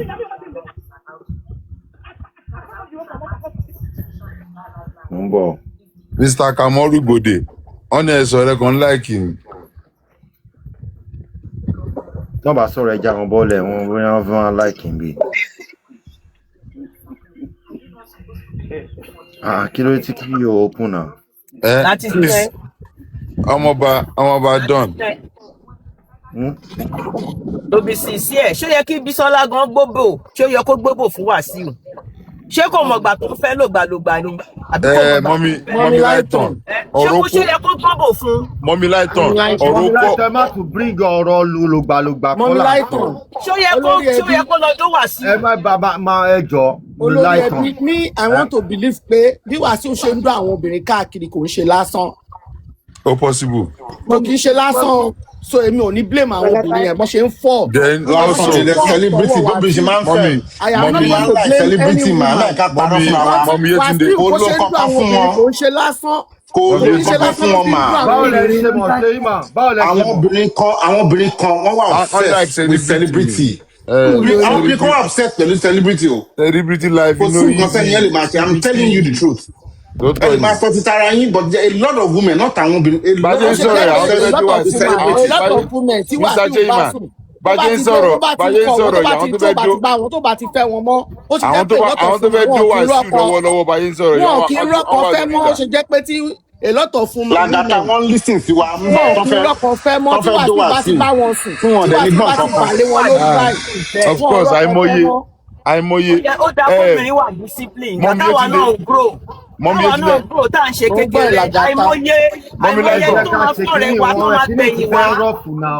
Mọ́mí Láìtàn ẹni sùúrù mà Mọ́mí Láìtàn ṣe rí nǹkan kan. Ṣé ìfẹ́ láti pé kí ṣó ìmá rọ́ọ̀fù? Kò ní rọ́ọ̀fù. Ẹ jẹ́ fúnra wa lọ́rọ̀ sọ one by one ẹ jọ. Kò ní rọ́ọ̀fù. Mọ́mí Láìtàn ṣé mọ̀ nǹkan tí a fẹ́ fàyọ ni pé ṣe rí most obìnrin tó bá fẹ́ dó ọkùnrin kò sẹ́ni tó lè stop wọn even kí ọkùnrin yẹn níyàwó tó dánlé tóbìnrin yẹn bá fẹ́ bá sùn wọ́n á ṣe gbogbo ọ̀nà wọ́n á wá gbogbo ọ̀nà láti ṣe ká ní pé ìyá yìí jáde nísìnyí pé ó fi tipá bá wọn lò pọ̀ ni ṣe get ẹ mọ̀ ká another scenario nìyẹn but táwọn máa judge ọmọọba ó yẹ sọ̀rọ̀ ọmọọba bẹ́ẹ̀ àmúdọ̀nà. Nǹkan kékeré ni kò fẹ́ sọ fún. Ẹgbẹ́nu sí máìkì dáadáa gbọ́ dáadáa. Nǹkan kékeré mo kò fẹ́ sọ fún àwọn ọmọ mi wa tó wà níbà yìí pé kọ́ jọ nítorí tọ́lọ́gùn ṣẹ́rí wúmà yẹn nǹkan tó kọ̀ need for now ni prayer because when it come to woman to man ẹ mọ̀ pé it's not easy because àwa ọkùnrin a ní gbogbo brain oríṣiríṣi tàbí operate pẹ̀lú obìnrin tó bá di wípé ká dóbò ṣe understand so gẹ́gẹ́ bí sísítà tó kọ́kọ́ sọ̀rọ̀ lẹ́ẹ̀kan yẹn ni pé woman yẹn náà ká báwí ká ṣe ogbó ẹ̀ tó ti yé yín kò ń ṣe pé yóò ní báwí bọ́tì tó bá ti di bí ọ̀rọ̀ ọkùnrin sóbìnrin ẹ mọ̀ pé àwọn obìnrin náà ní brain tó wà ṣó ti yé yín so nǹkan tẹ́mi kò fẹ́ sọ nìyẹn pé prayer ni woman yẹn ní. ọmọọba mo disagree pẹ̀lú yín o. ìyẹn ń pè àní báwí náà obìnrin ní brain jù wá lọ 100%. Obìnrin ní brain jù wá lọ 100%. Agbáwúra àwọn obìnrin yẹn. I'm talking about when we are talking about sex. Feminism sí. Mr. Kinita ń sọ̀rọ̀ feminism máa ló máa gba yín sí ọmọ àṣọ yẹn. Ọmọọba bẹ́ẹ̀ ṣe wà yìí. ọmọọba ọtí mo ń ṣàlàtọ̀ tẹ́ ìwà yìí sí tẹ́ bá fẹ́ wò pé ọmọ yìí ẹ máa do tó dẹ̀ wà ládùúgbò yìí tó wà lórí àwọn ṣe mọ̀ pé tẹ́ bá ní focus pẹ̀lú ẹ̀ tó dẹ̀ wà lọ́kàn yín ṣe mọ̀ pé lè convince ẹ̀ kẹ́ ṣe. kò ń ṣe gbogbo obìnrin. ọmọọba tóbìnrin bá fẹ́ dú ẹ̀yìn bẹ́ẹ̀ ṣe wà yìí kò sí bóyá bẹ́ẹ̀ gbé gbà wọ́n á mú yín sọ wọ́n á dó yín. bẹ́ẹ̀ni. ṣé gbà bẹ́ẹ̀. bẹ́ẹ̀ni. ṣe dẹ̀ túmọ̀ ẹ pé ọmọ Ìgbò ni Wàsíù lọ́dọ̀ yìí ọmọ Ìgbò ló gbégbò lẹ̀ lọ́sọ̀dọ̀ ẹ̀ o ọmọ Ìgbò ní lady yìí o kò kí ń ṣe Yorùbá. ọ̀gá Wàsíù ló gbégbó rà lọ bọ́n bí etí dé bí àbúkọ́. àṣebóde ó ló wá kọ́kọ́ ń ṣe pẹ́ndíkíọ̀ lọ́dọ̀ òun ni sẹ́ẹ̀. ẹ̀hún ló gbóbò lọ nìyẹn. òun kọ́ Wàsíù ló gbégbò là lọ́ba Wàsíù ni. kí lòun lọ ń ṣe pedicure fún nulẹ̀ ṣebílẹ̀ inú ṣọ́ọ̀bù náà ti kọ́kọ́ ń ṣe listen sí now inú ṣọ́ọ̀bù ló ti kọ́kọ́ ń ṣe pedicure Wàsíù wá invite ẹ̀ wálé ìkókó àbòrò ṣe lé inú ṣọ́ọ̀bù ẹ̀ ló ti máa lọ bá. ṣé Wàsíù gò lè ní kó máa bọ̀ ọ́ lẹ ṣe ń sọ̀rọ̀ bẹ́ẹ̀. inú ṣọ́ọ̀bù ẹ̀ ló ti lọ bá tẹ́lẹ̀tẹ́lẹ̀ inú ṣọ́ọ̀bù ẹ̀ ló ti ń ṣe pedicure fún náà. bọ́yé kọ́lẹ̀ ń parẹ́ ẹ̀dẹ̀ ń blé ṣé ẹ mọ nǹkan tó wà láàrin wọn ẹ mọ bí Wasiu Ayinde ṣe bá a sọ̀rọ̀ kó tó kó sí lórí ni ẹ̀dẹ̀ ṣe bẹ́ẹ̀ sẹ́yìn ló ń sọkùnrin. no a kò lè máa crucify ẹnìkan náà máa ń tọ́ ìlú pé wọ́n kó sí lórí ni wọ́n kó. mi ò láìkí submission ten give. ẹ̀dẹ̀ ń ṣe bí ọ̀dájú ṣé iná lè tí ìtòbìnrin bẹ́ẹ̀ ni. báwo mo ṣe máa treat obìnrin bẹ́ẹ̀ èmi ò treat obìnrin bẹ́ẹ̀ èmi tí bá mọ wọ́n ti èèyàn kó lè wá treat bẹ́ẹ̀ ẹ̀jẹ̀ wa látàárọ̀ ẹ̀yin lẹ jẹ́ kí kinní ìrùrí báyìí pẹ̀lú submission ten give ten condemn obìnrin yẹn ẹ̀jẹ̀ ń condemn ẹ̀ for no reason. That is what I'm saying kí n kò máa kí n condemn anybody ẹni sùúrù ṣé ẹ mọ tí Wasiu Ayinde fi bá a sọ̀rọ̀ kó tó gba pátá yẹn bàbá yẹn náà ń ṣe ìyàn lásán bẹ́ẹ̀ yẹn. ọ̀gá mi but kò lè máa wá sọ pé ṣẹ́rí ọ̀nkú yẹn ẹ má jẹ́ ká sáàkì yín ẹ má jẹ́ ká já yín bọ̀ bẹ́ẹ̀ ṣe ń sọ̀rọ̀ ẹ ń sọ̀rọ̀ bẹ́ẹ̀ ṣe yẹ pé iná lè máa ṣe the same thing tí wàá ṣe bẹ́ẹ̀ lè ṣe sọ̀rọ̀ náà. mọ̀ mí so ẹ lè fẹ́ ní tin internet làwọn ẹni òkè ẹ̀ nínú ṣọ́ọ̀bù ẹ̀ ni Wàsíù ti lọ wọlé bá Wàsíù ti lọ bá ní ti ń ṣe pedicure. ó lè lọ ṣe pedicure fún Wàsíù. mọ́mì ẹ jẹ́ kí n sọ wọn kan fún yín tábà mú 90 pieces 90% obìnrin lẹ̀ báyìí tó ń ṣe pedicure tábà mú 90% obìnrin lẹ̀ báyìí nínú ṣọ́ọ̀bù wọn tó bá ń ṣe pedicure nínú 90 yẹn Wàsíù máa dó 89 tó bá rí bàbá yẹn báyìí pẹ̀lú gbogbo nǹkan tó jẹ sára tó ṣe sára Nàìjíríà ni ẹ máa àwọn obìnrin Nàìjíríà wọn ò rí gbogbo nǹkan bẹ́ẹ̀ yẹn rò. Wàsíù ń lo àwọn obìnrin Wàsíù ń lo àwọn obìnrin Wàsíù ń lo obìnrin ó ń lo obìnrin. ẹ mọ nǹkan tó ṣẹlẹ̀ Lagata tó bá rí tẹ bá rí ibi tí àwọn obìnrin àwọn máì tí wọ́n ti ń jayé pẹ̀lú àwọn obìnrin. ẹ̀rọ ọlọ́run abáyàn.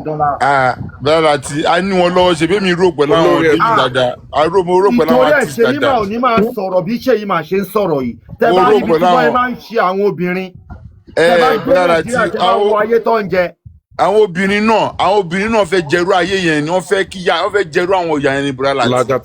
Lagata kò ṣe gbogbo obìnrin tó ti sọ̀rọ̀ kò ṣe gbogbo obìnrin náà ló fẹ́ jẹrú ayé bẹ́ẹ̀ Lagata.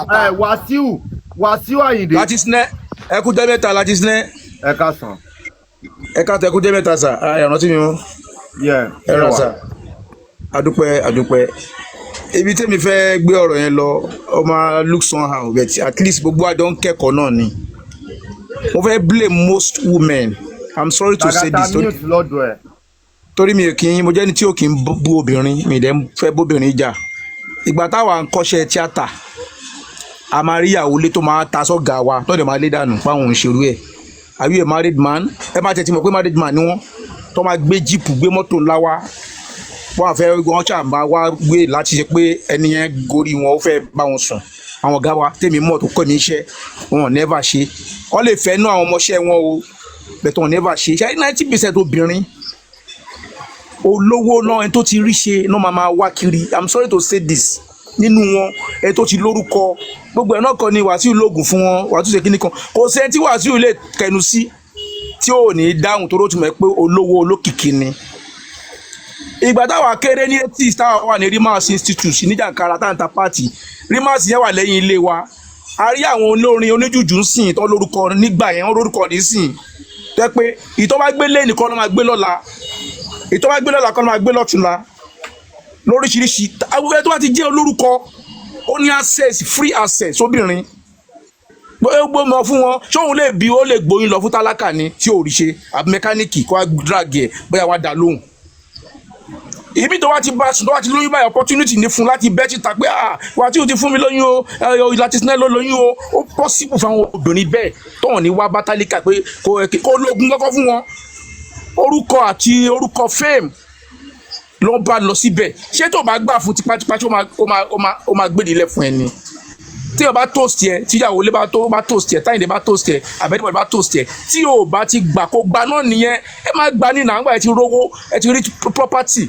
kẹtù wa lọ lóyún pẹ́rẹ́ báyìí lásán orúkọ tẹ̀ bẹ̀rẹ̀ sí ní lọ sí íńtánẹ́ẹ̀tì mo lóyún fún kò gbóyún o kò ṣe kíní kan o so láti gbogbo artist 90% artist náà máa ń ṣe nǹkan báyẹn tó bá ti lórúkọ irú àwọn politician náà wà ń bẹ̀ tó jẹ́ politician wa náà wà tó ń ṣe àwọn nǹkan bẹ́ẹ̀ tó pọ́n wọ́n lọ́mọ káàkiri tó lọ́mọ kiri bẹ́ẹ̀ yẹn so ẹ jẹ́ ká máa wò pé torí ó jẹ́ K1 àbí ó lè jẹ́ anybody náà ṣé bẹ́ẹ̀ tó lórúkọ làwọn ń sọ àwọn tí yóò jáde nǹkan tó dẹ̀ lóyún lábẹ́lẹ̀ tí ó lè sọ síta nǹkan ẹni tó gbé tẹ́tọ̀ rẹ̀ ẹ̀kọ́ rẹ̀. wọ́n ti jẹ́ pé gbogbo àwọn obìnrin tí Wàsíù bá ti gàbálé wọn kì í lọ́kọ wọ́n máa ń ya wèrè ni. àti Yétúndé ẹ jẹ́ kí wọ́n ní ẹ máa ń tajẹ jọ́ntúrọ̀ lọ́hùn ẹ jẹ́ kẹ́ni give submission ẹjọ́. àti Yétúndé personally èmi ò lé ẹ̀rí fún nǹkan tẹ́ sọ yẹn èmi ò kí ń blackmail èèyàn fún nǹkan tẹ́yìn sọ yẹn mo ń sọ tẹ́mi ti experience artist lèmi mo dẹ̀ wá nú ayé níwọ̀nba mo dẹ̀ rí àwọn olórúkọ díẹ̀ tí mo mọ̀ tó yẹ pé wọn ní sọ wọn máa ti fún lówó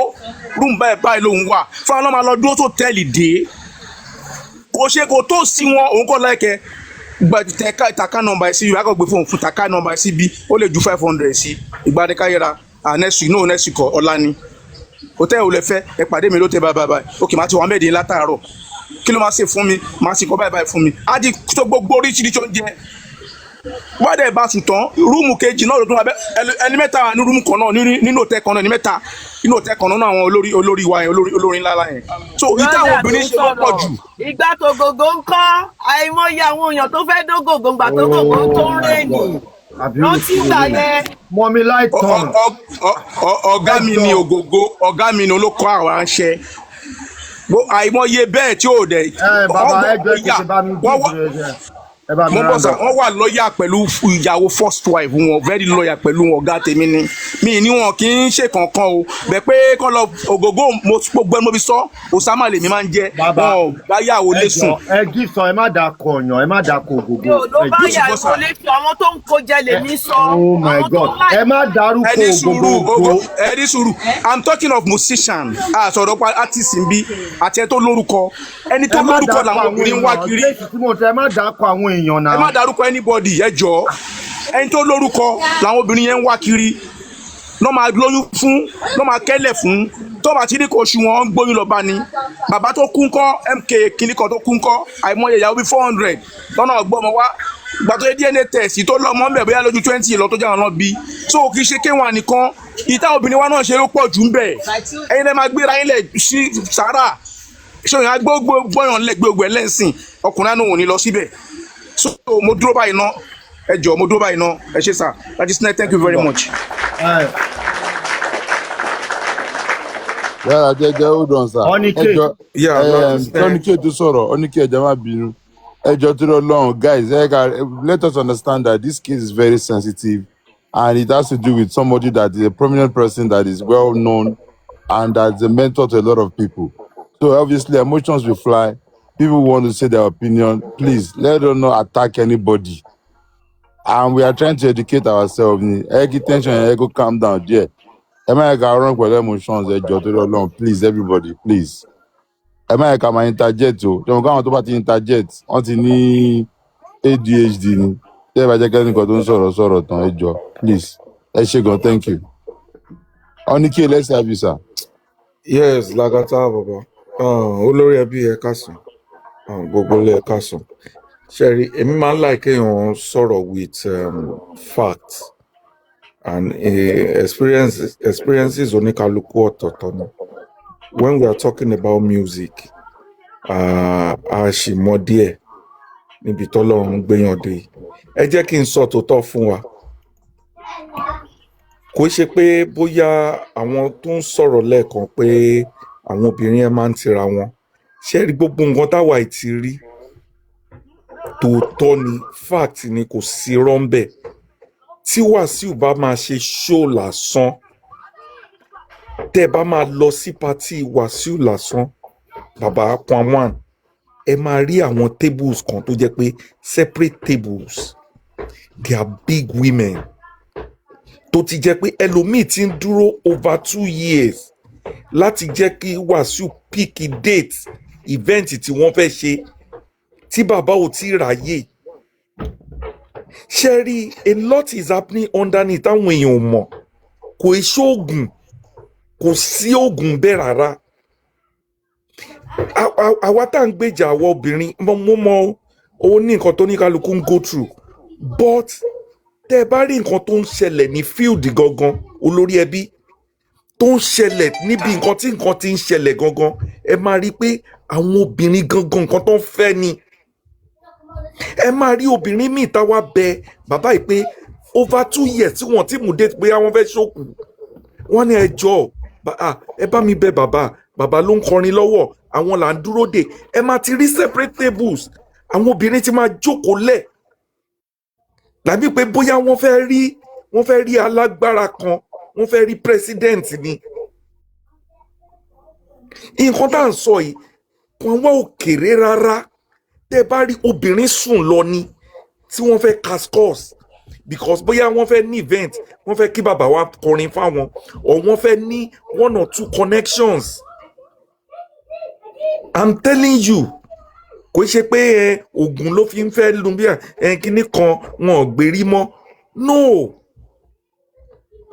but oníkálukú ní tiẹ̀ àwa tá a bá dẹ̀ mọ kankan ẹ má jẹ́ ká máa jọ sẹ́rí situation ti woman yẹn ó rí bó ṣe rí àìmọye àwọn èèyàn tó máa ń nírú experiences but ẹ jẹ́ ká gbà pé irú àwọn olórin báyẹn tó ti ga báyẹn obìnrin mélòó wọ́n fẹ́ kẹnu kọ àìmọye obìnrin tó máa ń pàdé every single day àìmọye àwọn obìnrin tó jẹ́ pé kí wọ́n rí kan even kan tè picture pẹ̀lú Wàsíù lásán ó ti tó wọn abọ́sibọ́sí pé wọ́n wá wà lótẹ́ẹ̀ pẹ̀lú ẹ̀ ọ̀ pé wọ́n wọnú ilé ẹ̀ deep down ṣe rí nǹkan tó obìnrin míì wá ó yé wọn agenda oníkálukú ọ̀tọ̀ọ̀tọ̀ ni and most obìnrin tẹ́ bá máa bí obìnrin báyìí ibi tó bá tutù ni wọ́n máa ń wá káàkiri imagine kán pè mí ní ìyàwó Kwan1 ó ti tó ẹlòmíì àwa tá control máa yí tá kan bú tá ń bú tó bá ṣe àwa náà tá bá wà ń ru position yẹn ẹlòmíì alatan sílẹ̀ báyìí pé kán wá máa ṣe kinní ni òkìkí yẹn ti lágbára jù àmọ́ ibi tá bá wà níbi tí Kwan1 ti ń ṣeré ìgbà tí Kwan1 láti ayé èmi mo mọ nǹkan tí mò ń sọ tí bàbá yẹn máa ń ṣeré lọ́wọ́ báyìí wọ́n máa sùn lọ ni. ṣèyí máa gbogbo wọn kọ́ náà gbogbo obìnrin kọ́ kò í ṣe gbogbo obìnrin mama. ṣèyí máa ń kọ́ ló ń sọ̀rọ̀ ṣèyí máa ń kọ́ ló ń sọ̀rọ̀. mi ò sọ wípé Wàsíù ti wá sí Minnesota rí mi ò dúró sí pa èmi ò dúró sí pa ṣe tó mọ lọ́mi láìtàn. èmi ò dúró sí ẹsẹ̀ ó ti wá Minnesota rí ojú títì ní ojú títì a máa ń pa títì rẹ̀ gbà yẹn ni o. èmi Ọlọ́run ò ní jẹ́ kí mi náà pàdé oríkè wọ̀nyẹn ó dẹ̀ ti wá sí Minnesota rí mi ò dúró sí pa tí ẹ̀ tẹ́ mi. ẹ kí máa sọ̀rọ̀ díẹ̀ ẹ yẹ kí orin ṣe mọ́mí láìtàn máa jí ẹ má fi emotion ẹ ń fi emotion gbọ́rọ̀ yìí kò ṣe gbogbo obìnrin ni mò ń sọ ṣe ti understand nǹkan tí mò ń try láti sọ fún yín ni pé ẹ má take it personal.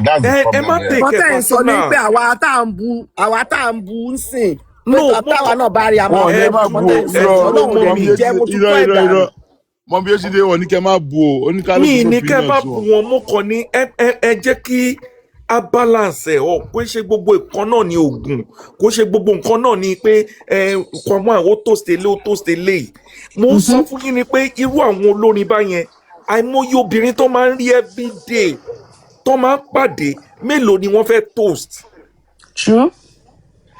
ṣé ti understand mélòó náà ni wọ́n fẹ́ bá sùn. mo ti wá ń bi bàbá olórin kan nìbàdàn àmọ́ gbogbo àti má dárúkọ ẹ̀ báyìí gbogbo wa la mọ̀ máa yí gbogbo wa la mọ̀ mi ò kàn fẹ́ dárúkọ ni torí rules tẹ́ ẹ bá rí àwọn obìnrin tí wọ́n á fẹ́ rí lásán cat tí àwọn managers máa ń gbà látọ̀dọ̀ àwọn obìnrin sáwọn olórin lásán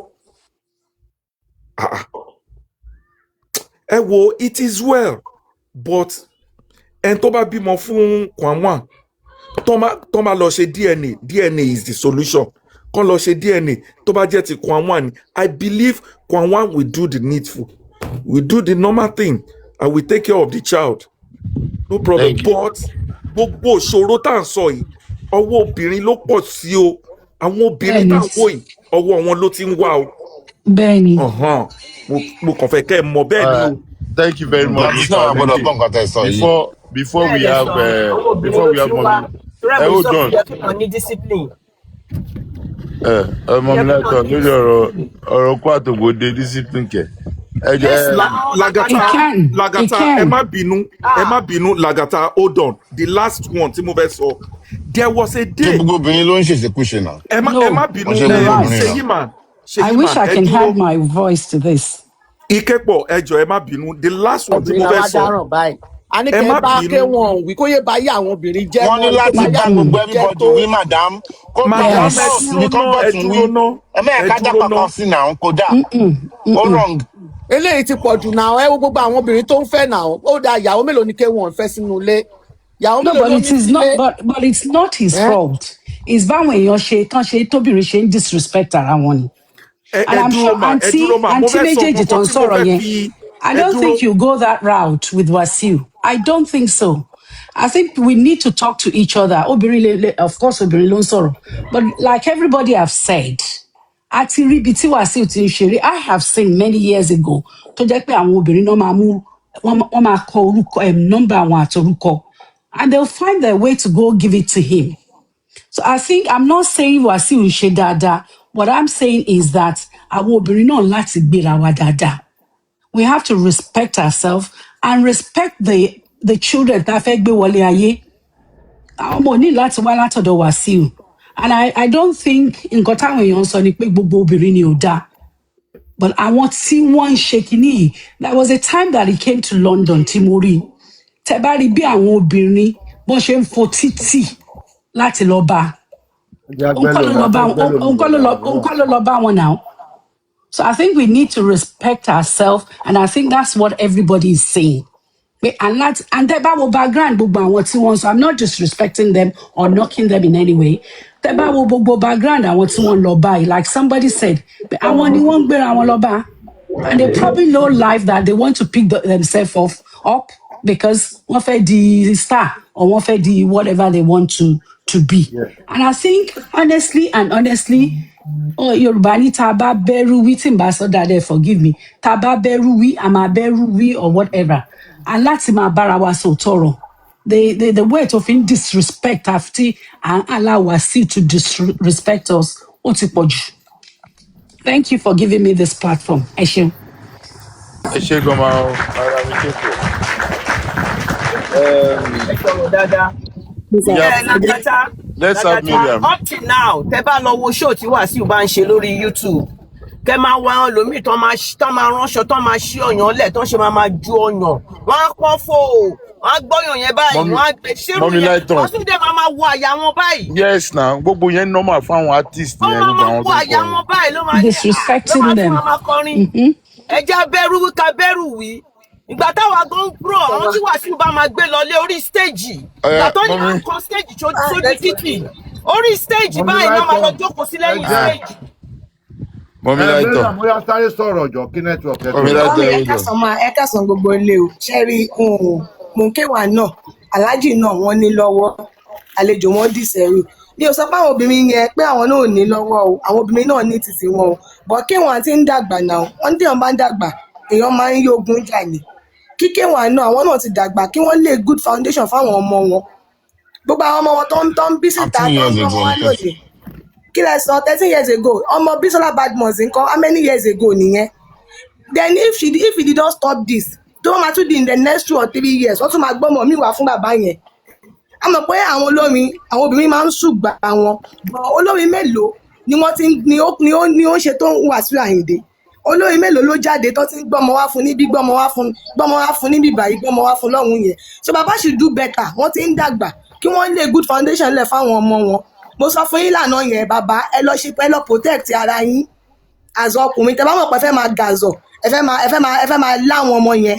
because àwọn obìnrin àwọn gender mi ẹ ní fame ẹ lówó ẹ fáìn lọmọkùnrin ọ máa gbé wá ka yín mọ́lé kò síbẹ̀ yín fẹ́ ṣe ẹ protect ara yín from unwanted pregnancy so that gbogbo nǹkan yìí kò ní máa ṣẹlẹ̀ bàbá ìyẹn tí ń dàgbà ẹ stop ẹ bọ̀ká wọn máa sọ pé àwọn. Mariam. Honey, hold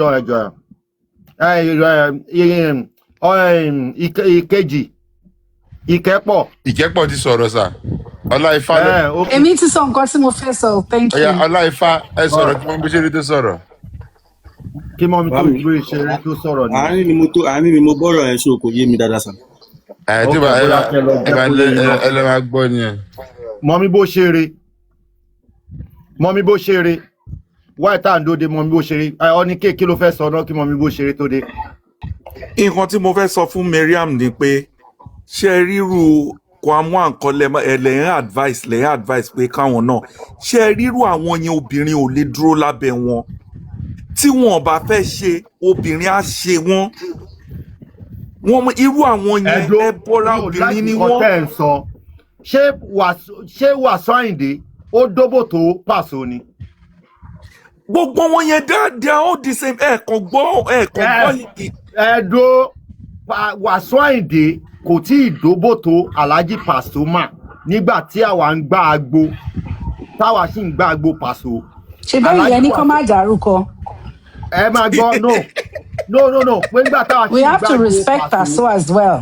whatever he's doing is his choice. àwọn yẹn wọn ṣe ká máa gbọ́ pé obìnrin gbé ọmọ wá ó yẹ kí Alhaji Wasiu Ayinde kán kọ́gbọ́n látara àwọn yẹn náà ń ṣe ṣìnà ni mo mean wọ́n ń ṣe ṣìnà àwọn náà ń dóbò. with all due respect Wasiu lè má lọ́pọlọ tó wà sí Paso. with all due respect. with all due respect. ibi tí àwọn tí ń ṣe tó ti kókù là tá à ń bá wọn sọ akéré láti máa bárú wọn sọ̀rọ̀ àwọn yẹn ló yẹ kí Paso máa wò ṣé Paso Saheed Òṣùpá náà ń dóbò ni wọn ṣe gbọ́ I think the outcome ta fẹ́ rí bí báyìí is to stop bringing children into the world bí ó ṣe yẹ. Aṣọ ibi tí.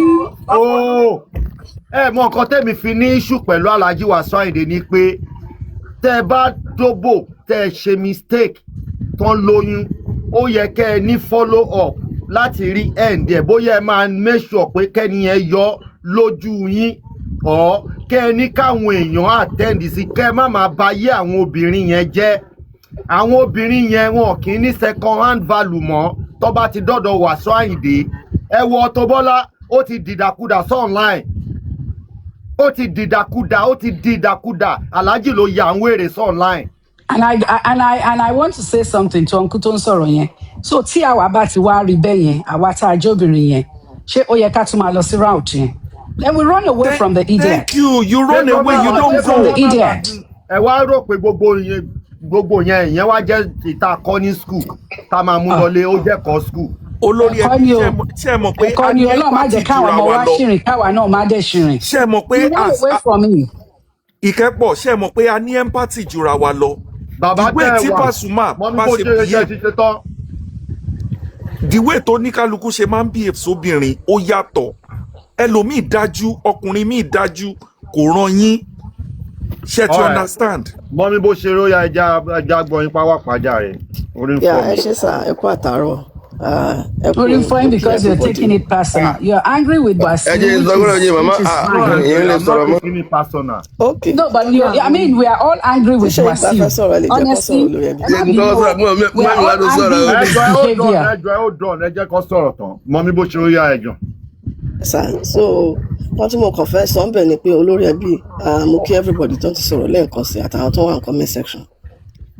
ṣẹ́rí ẹ ṣètò kan ní 2 days ago ẹ káàárọ̀ mo kí mọ́mí láìtàn mo kí yín mà Lagata wọn ni kí ẹ má bínú all protocols observed ẹ ṣe mà ẹ ṣe kan ètò kan ní 2 or 3 days ago nípa irú similar case báyìí ó lè yàtọ̀ díẹ̀ but mo gbọ́ mi ní orí ọ̀fẹ́ nítorí mo ní cold so but mo gbọ́ gbogbo analysis yẹn ètò yẹn dẹ̀ ó dùn mọ́ mi gan because mo gbọ́ gbogbo contribution táwọn èèyàn ṣe nípa ọmọ kan tó jáde tá à ń sọ pé bóyá bó ṣe bá bàbá ẹ̀ sọ̀rọ̀ abẹ́ nǹkan bóyá ìyá ẹ̀ ló kọ́ ṣẹ́rí ibi tẹ́mi ti fẹ́ bẹ̀rẹ̀ ọ̀rọ̀ lórí ti Alhaji Wasiu Ayinde ni pé the question tó wà at stake ni pé kí ni nǹkan tá fẹ́ mú jáde nínú ọ̀rọ̀ yìí and kí ni importance ọ̀rọ̀ yìí lọ́dọ̀ tèmi rè òun lọ́mọ yìí tó wà involve gbogbo wa ti sọ̀rọ̀ and gẹ́gẹ́ bí a ṣe máa ń sọ olúkálùkù ní right sí opinion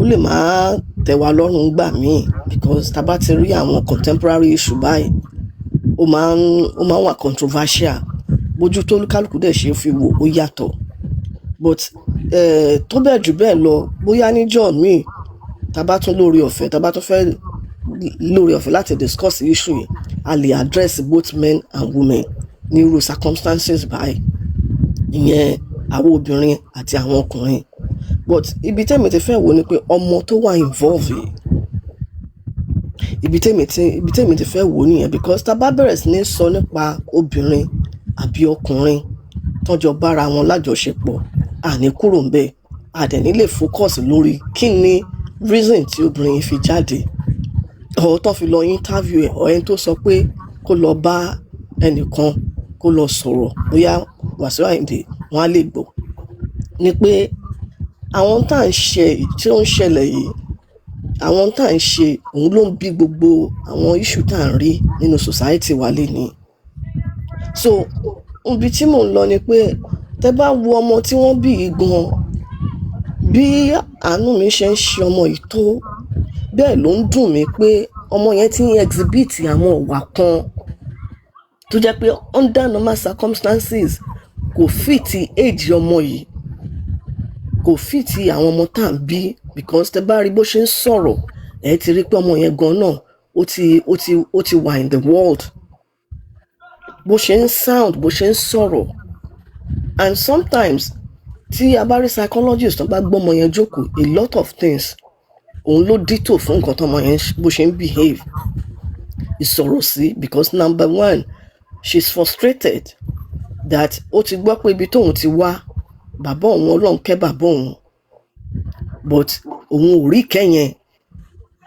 tí ò dẹ̀ ń ṣe fault ọmọ yẹn àwọn méjèèjì lọ́jọ́ wá ọmọ yẹn wáyé secondly ọmọ yẹn lòun ti ń kọrin òun ti ṣe album or something like that even ojú táwọn èèyàn fi ń wò wọn fẹ́ àwọn kan ò fẹ́ associate pẹ̀lú òun ní negative image in the public and the truth of the matter is that gbogbo nǹkan tọ́mọ rìn yín rí nítorí ibi tó ti ń bọ̀ ni àwọn òbí tó bí and yàtọ̀ sí yẹn ṣe rí issue ẹni tó bí ọmọ yìí màmá ẹ̀ àti Wasiu Ayinde tá bá yọ pé Wasiu Ayinde jẹ́ entertainment person àbí yẹn náà jẹ́ irú iṣẹ́ tí yẹn ń ṣe tá bá ní pé ká máa wò ó number one ara àwọn olórin tó jẹ́ pé kì í ṣe pé a bá gbogbo wọn délé èyí tá a mọ̀ là ń sọ but some of them wọn kì í ṣe irú route tí Alhaji Wasiu gbà làwọn ń gbà àwọn ẹlòmíì wọ́n lè níyàwó kan wọ́n lè níyàwó méjì wọ́n lè ní concubine ń ta àwọn ẹlòmíì dẹ̀ wà tó jẹ́ pé irú lifestyle yẹn náà náà ń live similarly pẹ̀lú àwọn obìnrin náà tó jẹ́ pé ṣẹmọ̀ àti rí pé these people irú profession tó ń ṣe the tendency pé kí even tí wọ́n bá fẹ́ fẹ́yàwó because of the nature of their job wọn á lọ ìyẹn lèmi fi sọ pé I don't want to go to their issue now but ìjọ tá bá lórí ọ̀fẹ́ we can come back and address issues like this but for me ọmọ yẹn gangan because tá bá dúẹ̀lì lórí Alhaji Wasiu àti woman yìí a máa leave the fact which is ọmọ yìí tó wà involved a máa leave it out and the advocacy tí èmi fẹ́ ṣe ni pé kí ọmọ yìí kó lè rí ìtọ́jú otherwise tí a bá careful ọmọ yìí máa fall into the pit débi pé at early stage wọ́n lè kí ọmọ yẹn náà mọ́lẹ̀ kán bá ní àjọṣepọ̀ kọ́mọ yìí náà tún wá di societal problem ní situation tó wà yìí. So I want to beckon on Alhaji Wasiu Ayinde and àwọn tó bá tún wà closer to him, but if not for anything, because this is the way mo ṣe fẹ́ wò, tá bá gbé kalẹ̀ gbogbo wa la ní one or two things láti sọ, even ẹni tí ò mọ̀ wọn one on one, pé in the music industry, in the entertainment industry, àwọn tó máa sọ̀rọ̀ wọn negatively, àwọn tó máa sọ̀rọ̀ wọn positively, but let's assume pé as Wasiu Ayinde being a celebrity of that magnitude tí gbogbo ayé mọ̀, káyọ̀ pé wọ́n bá àwọn obìnrin lájọṣepọ̀, wọ́n fún èèyàn lóyún, wọn ò gbà, ṣé tán bá rí irú ọmọ bẹ́ẹ̀ láwùjọ wọn ò lè ràn lọ́wọ́ ni? Wọ́n kúkú lè ràn lọ́wọ́, Ọlọ́run kẹ́ wọn tán lè ṣe, tá a dẹ̀ mọ̀ pé àárá wọn kan tó jẹ́ pé wọ́n á ti ṣe lóore tí ò ń ṣe àwọn ni wọ́n fi àtọ̀ wọn bí àbí tí wọ́n mọ̀ rí. So the clearing call tẹ́mi ń pè wọ́n fún ni pé ọmọ yìí kàn try láti wá wọ́n ṣe fẹ́ mójútó. Number one, ọmọ obìnrin lọmọ yẹn. Number two, look at her age. Ó lóun ò lọ sí school mọ́. She's going to be 13 this coming December. She's still, under age. She's still a minor. Submission mo láì bẹ́ẹ̀ ṣe gbà fún mi tẹ́ takú tì mí lọ́rùn. No, but kò yẹ ká gbà fún yín because mo dúpẹ́ o. àwọn yín mú sí mi. Ẹ bá pàṣẹ ọ fún wọn. ẹ̀yin kọ́ mo yín mú sí o, àwọn mo yín mú sí ẹ̀, àwọn tí mo yín mú sí ti mọ̀, ẹ máa yín kọ́ mo bá yìí. Ó ti yé yín, ó ti yá ẹ fèmí àti wọ́n lẹ̀, ó ti yé yín. Ẹ máa sọ̀rọ̀ tó lọ. Ẹ ṣeun. No, mo ti sọ nǹkan, ẹ̀yin ni mo fẹ́ sọ fún pé ẹ fi sẹ́gbẹ̀ẹ́ kan. Then gbogbo wa ò lè lọ sí side yín. Tó bá ṣe rí sí wa, ẹ fún wa láyè ká sọ bó ṣe rí sí wa. And then we can then all come together. And we can all come together and make sure that outcome tó dáa la fẹ́ rí lórí ẹ̀. Because unfortunately when I joined you. Agree to agree náà ni. Bẹ́ẹ̀ni. But when I joined you, me actually mọ̀ pé torí ọmọ náà sọ, mo rò pé it was actually between the guy àti ẹni tó bímọ fún un. Ṣóyè yín. But later nígbà tí mọ́mí kan sọ. Discussion ló gbé Adébẹ̀mà. Okay, but in miss right ṣe mọ̀ pé àwa tá a ti miss ẹ̀ níbẹ̀rẹ̀ yẹn nǹkan tá a bá lẹ́nu yín náà la máa sọ̀rọ̀ sí laganu sí ṣóyè yín so aganu sí yẹn but àǹtí tó sọ̀rọ̀. Owó ni kókó fẹ́ sọ̀rọ̀ tẹ́ bá yẹ tán. Okay, ẹ ṣeun o, thank you. Ẹ jọ kí ló tọmọ bíjì lọ mú twin sister wọn wá sí platform wa lé níbẹ̀. Ẹ jẹ́ kọ́ ọmọ bíi sọ̀rọ̀ kí n lè gbóhùn. Ọmọ bíi ẹ wá sókè. No, jẹ́ máa gbọ́, ẹ máa gbọ́, ẹ jẹ́ ń pè, ẹ máa gbọ́ voice yẹn sí. Mo ń bọ̀. Sísá ẹ̀kẹ́ pọ̀ wọ́n ní Ìbàdàn UK lẹ́wà. Ẹ máa gbọ́, ẹ farabalẹ̀ o. Ẹ máa gbọ́.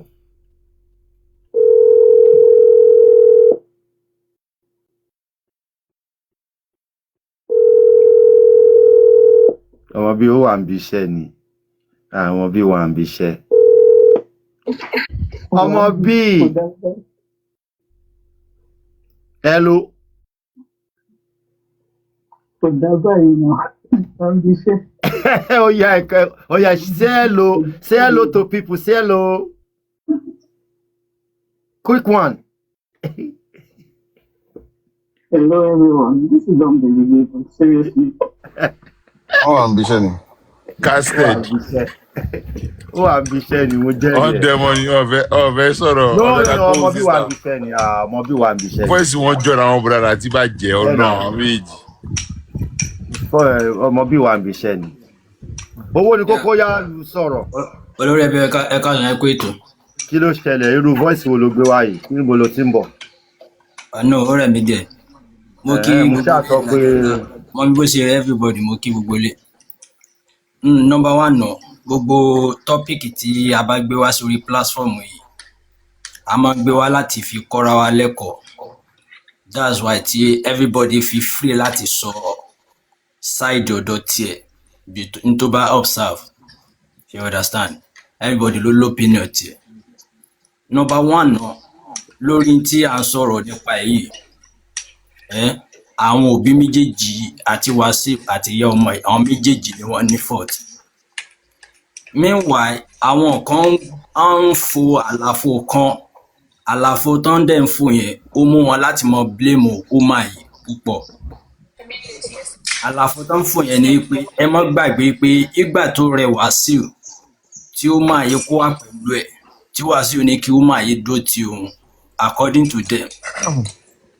Ìgbà tí wọ́n fly Wàsíù out tán tí ó máa realize pé òun lóyún ló lọ ṣẹ́ oyún torí pé kíni kò fẹ́ ní unwanted pregnant. Ìgbà tó yá tí Wàsíù dé padà tí ó máa yìí sọ fún Wàsíù pé òun lóyún dẹ̀ ti ṣẹ́. Wàsíù tó mọ̀ yìí pé olówó lòun, Wàsíù tó mọ̀ yìí pé ní òun ò ní obìnrin fẹ́, Wàsíù tó mọ̀ yìí pé obìnrin kan wà tóun date tí ò dẹ̀ sí ní kálíbà òun tó mọ̀ pé òun ò ní kankan fi ṣe. Wáì tí Wàsíù ń sọ fún lady yẹn yìí pé àkílódé kò bá mọ̀ ti ṣẹ̀. Obìnrin àtọkùnrin tí wọ́n ń date ara wọn, Mr. Seye ìjọba mute, ọkùnrin àtobìnrin tí wọ́n ń date ara wọn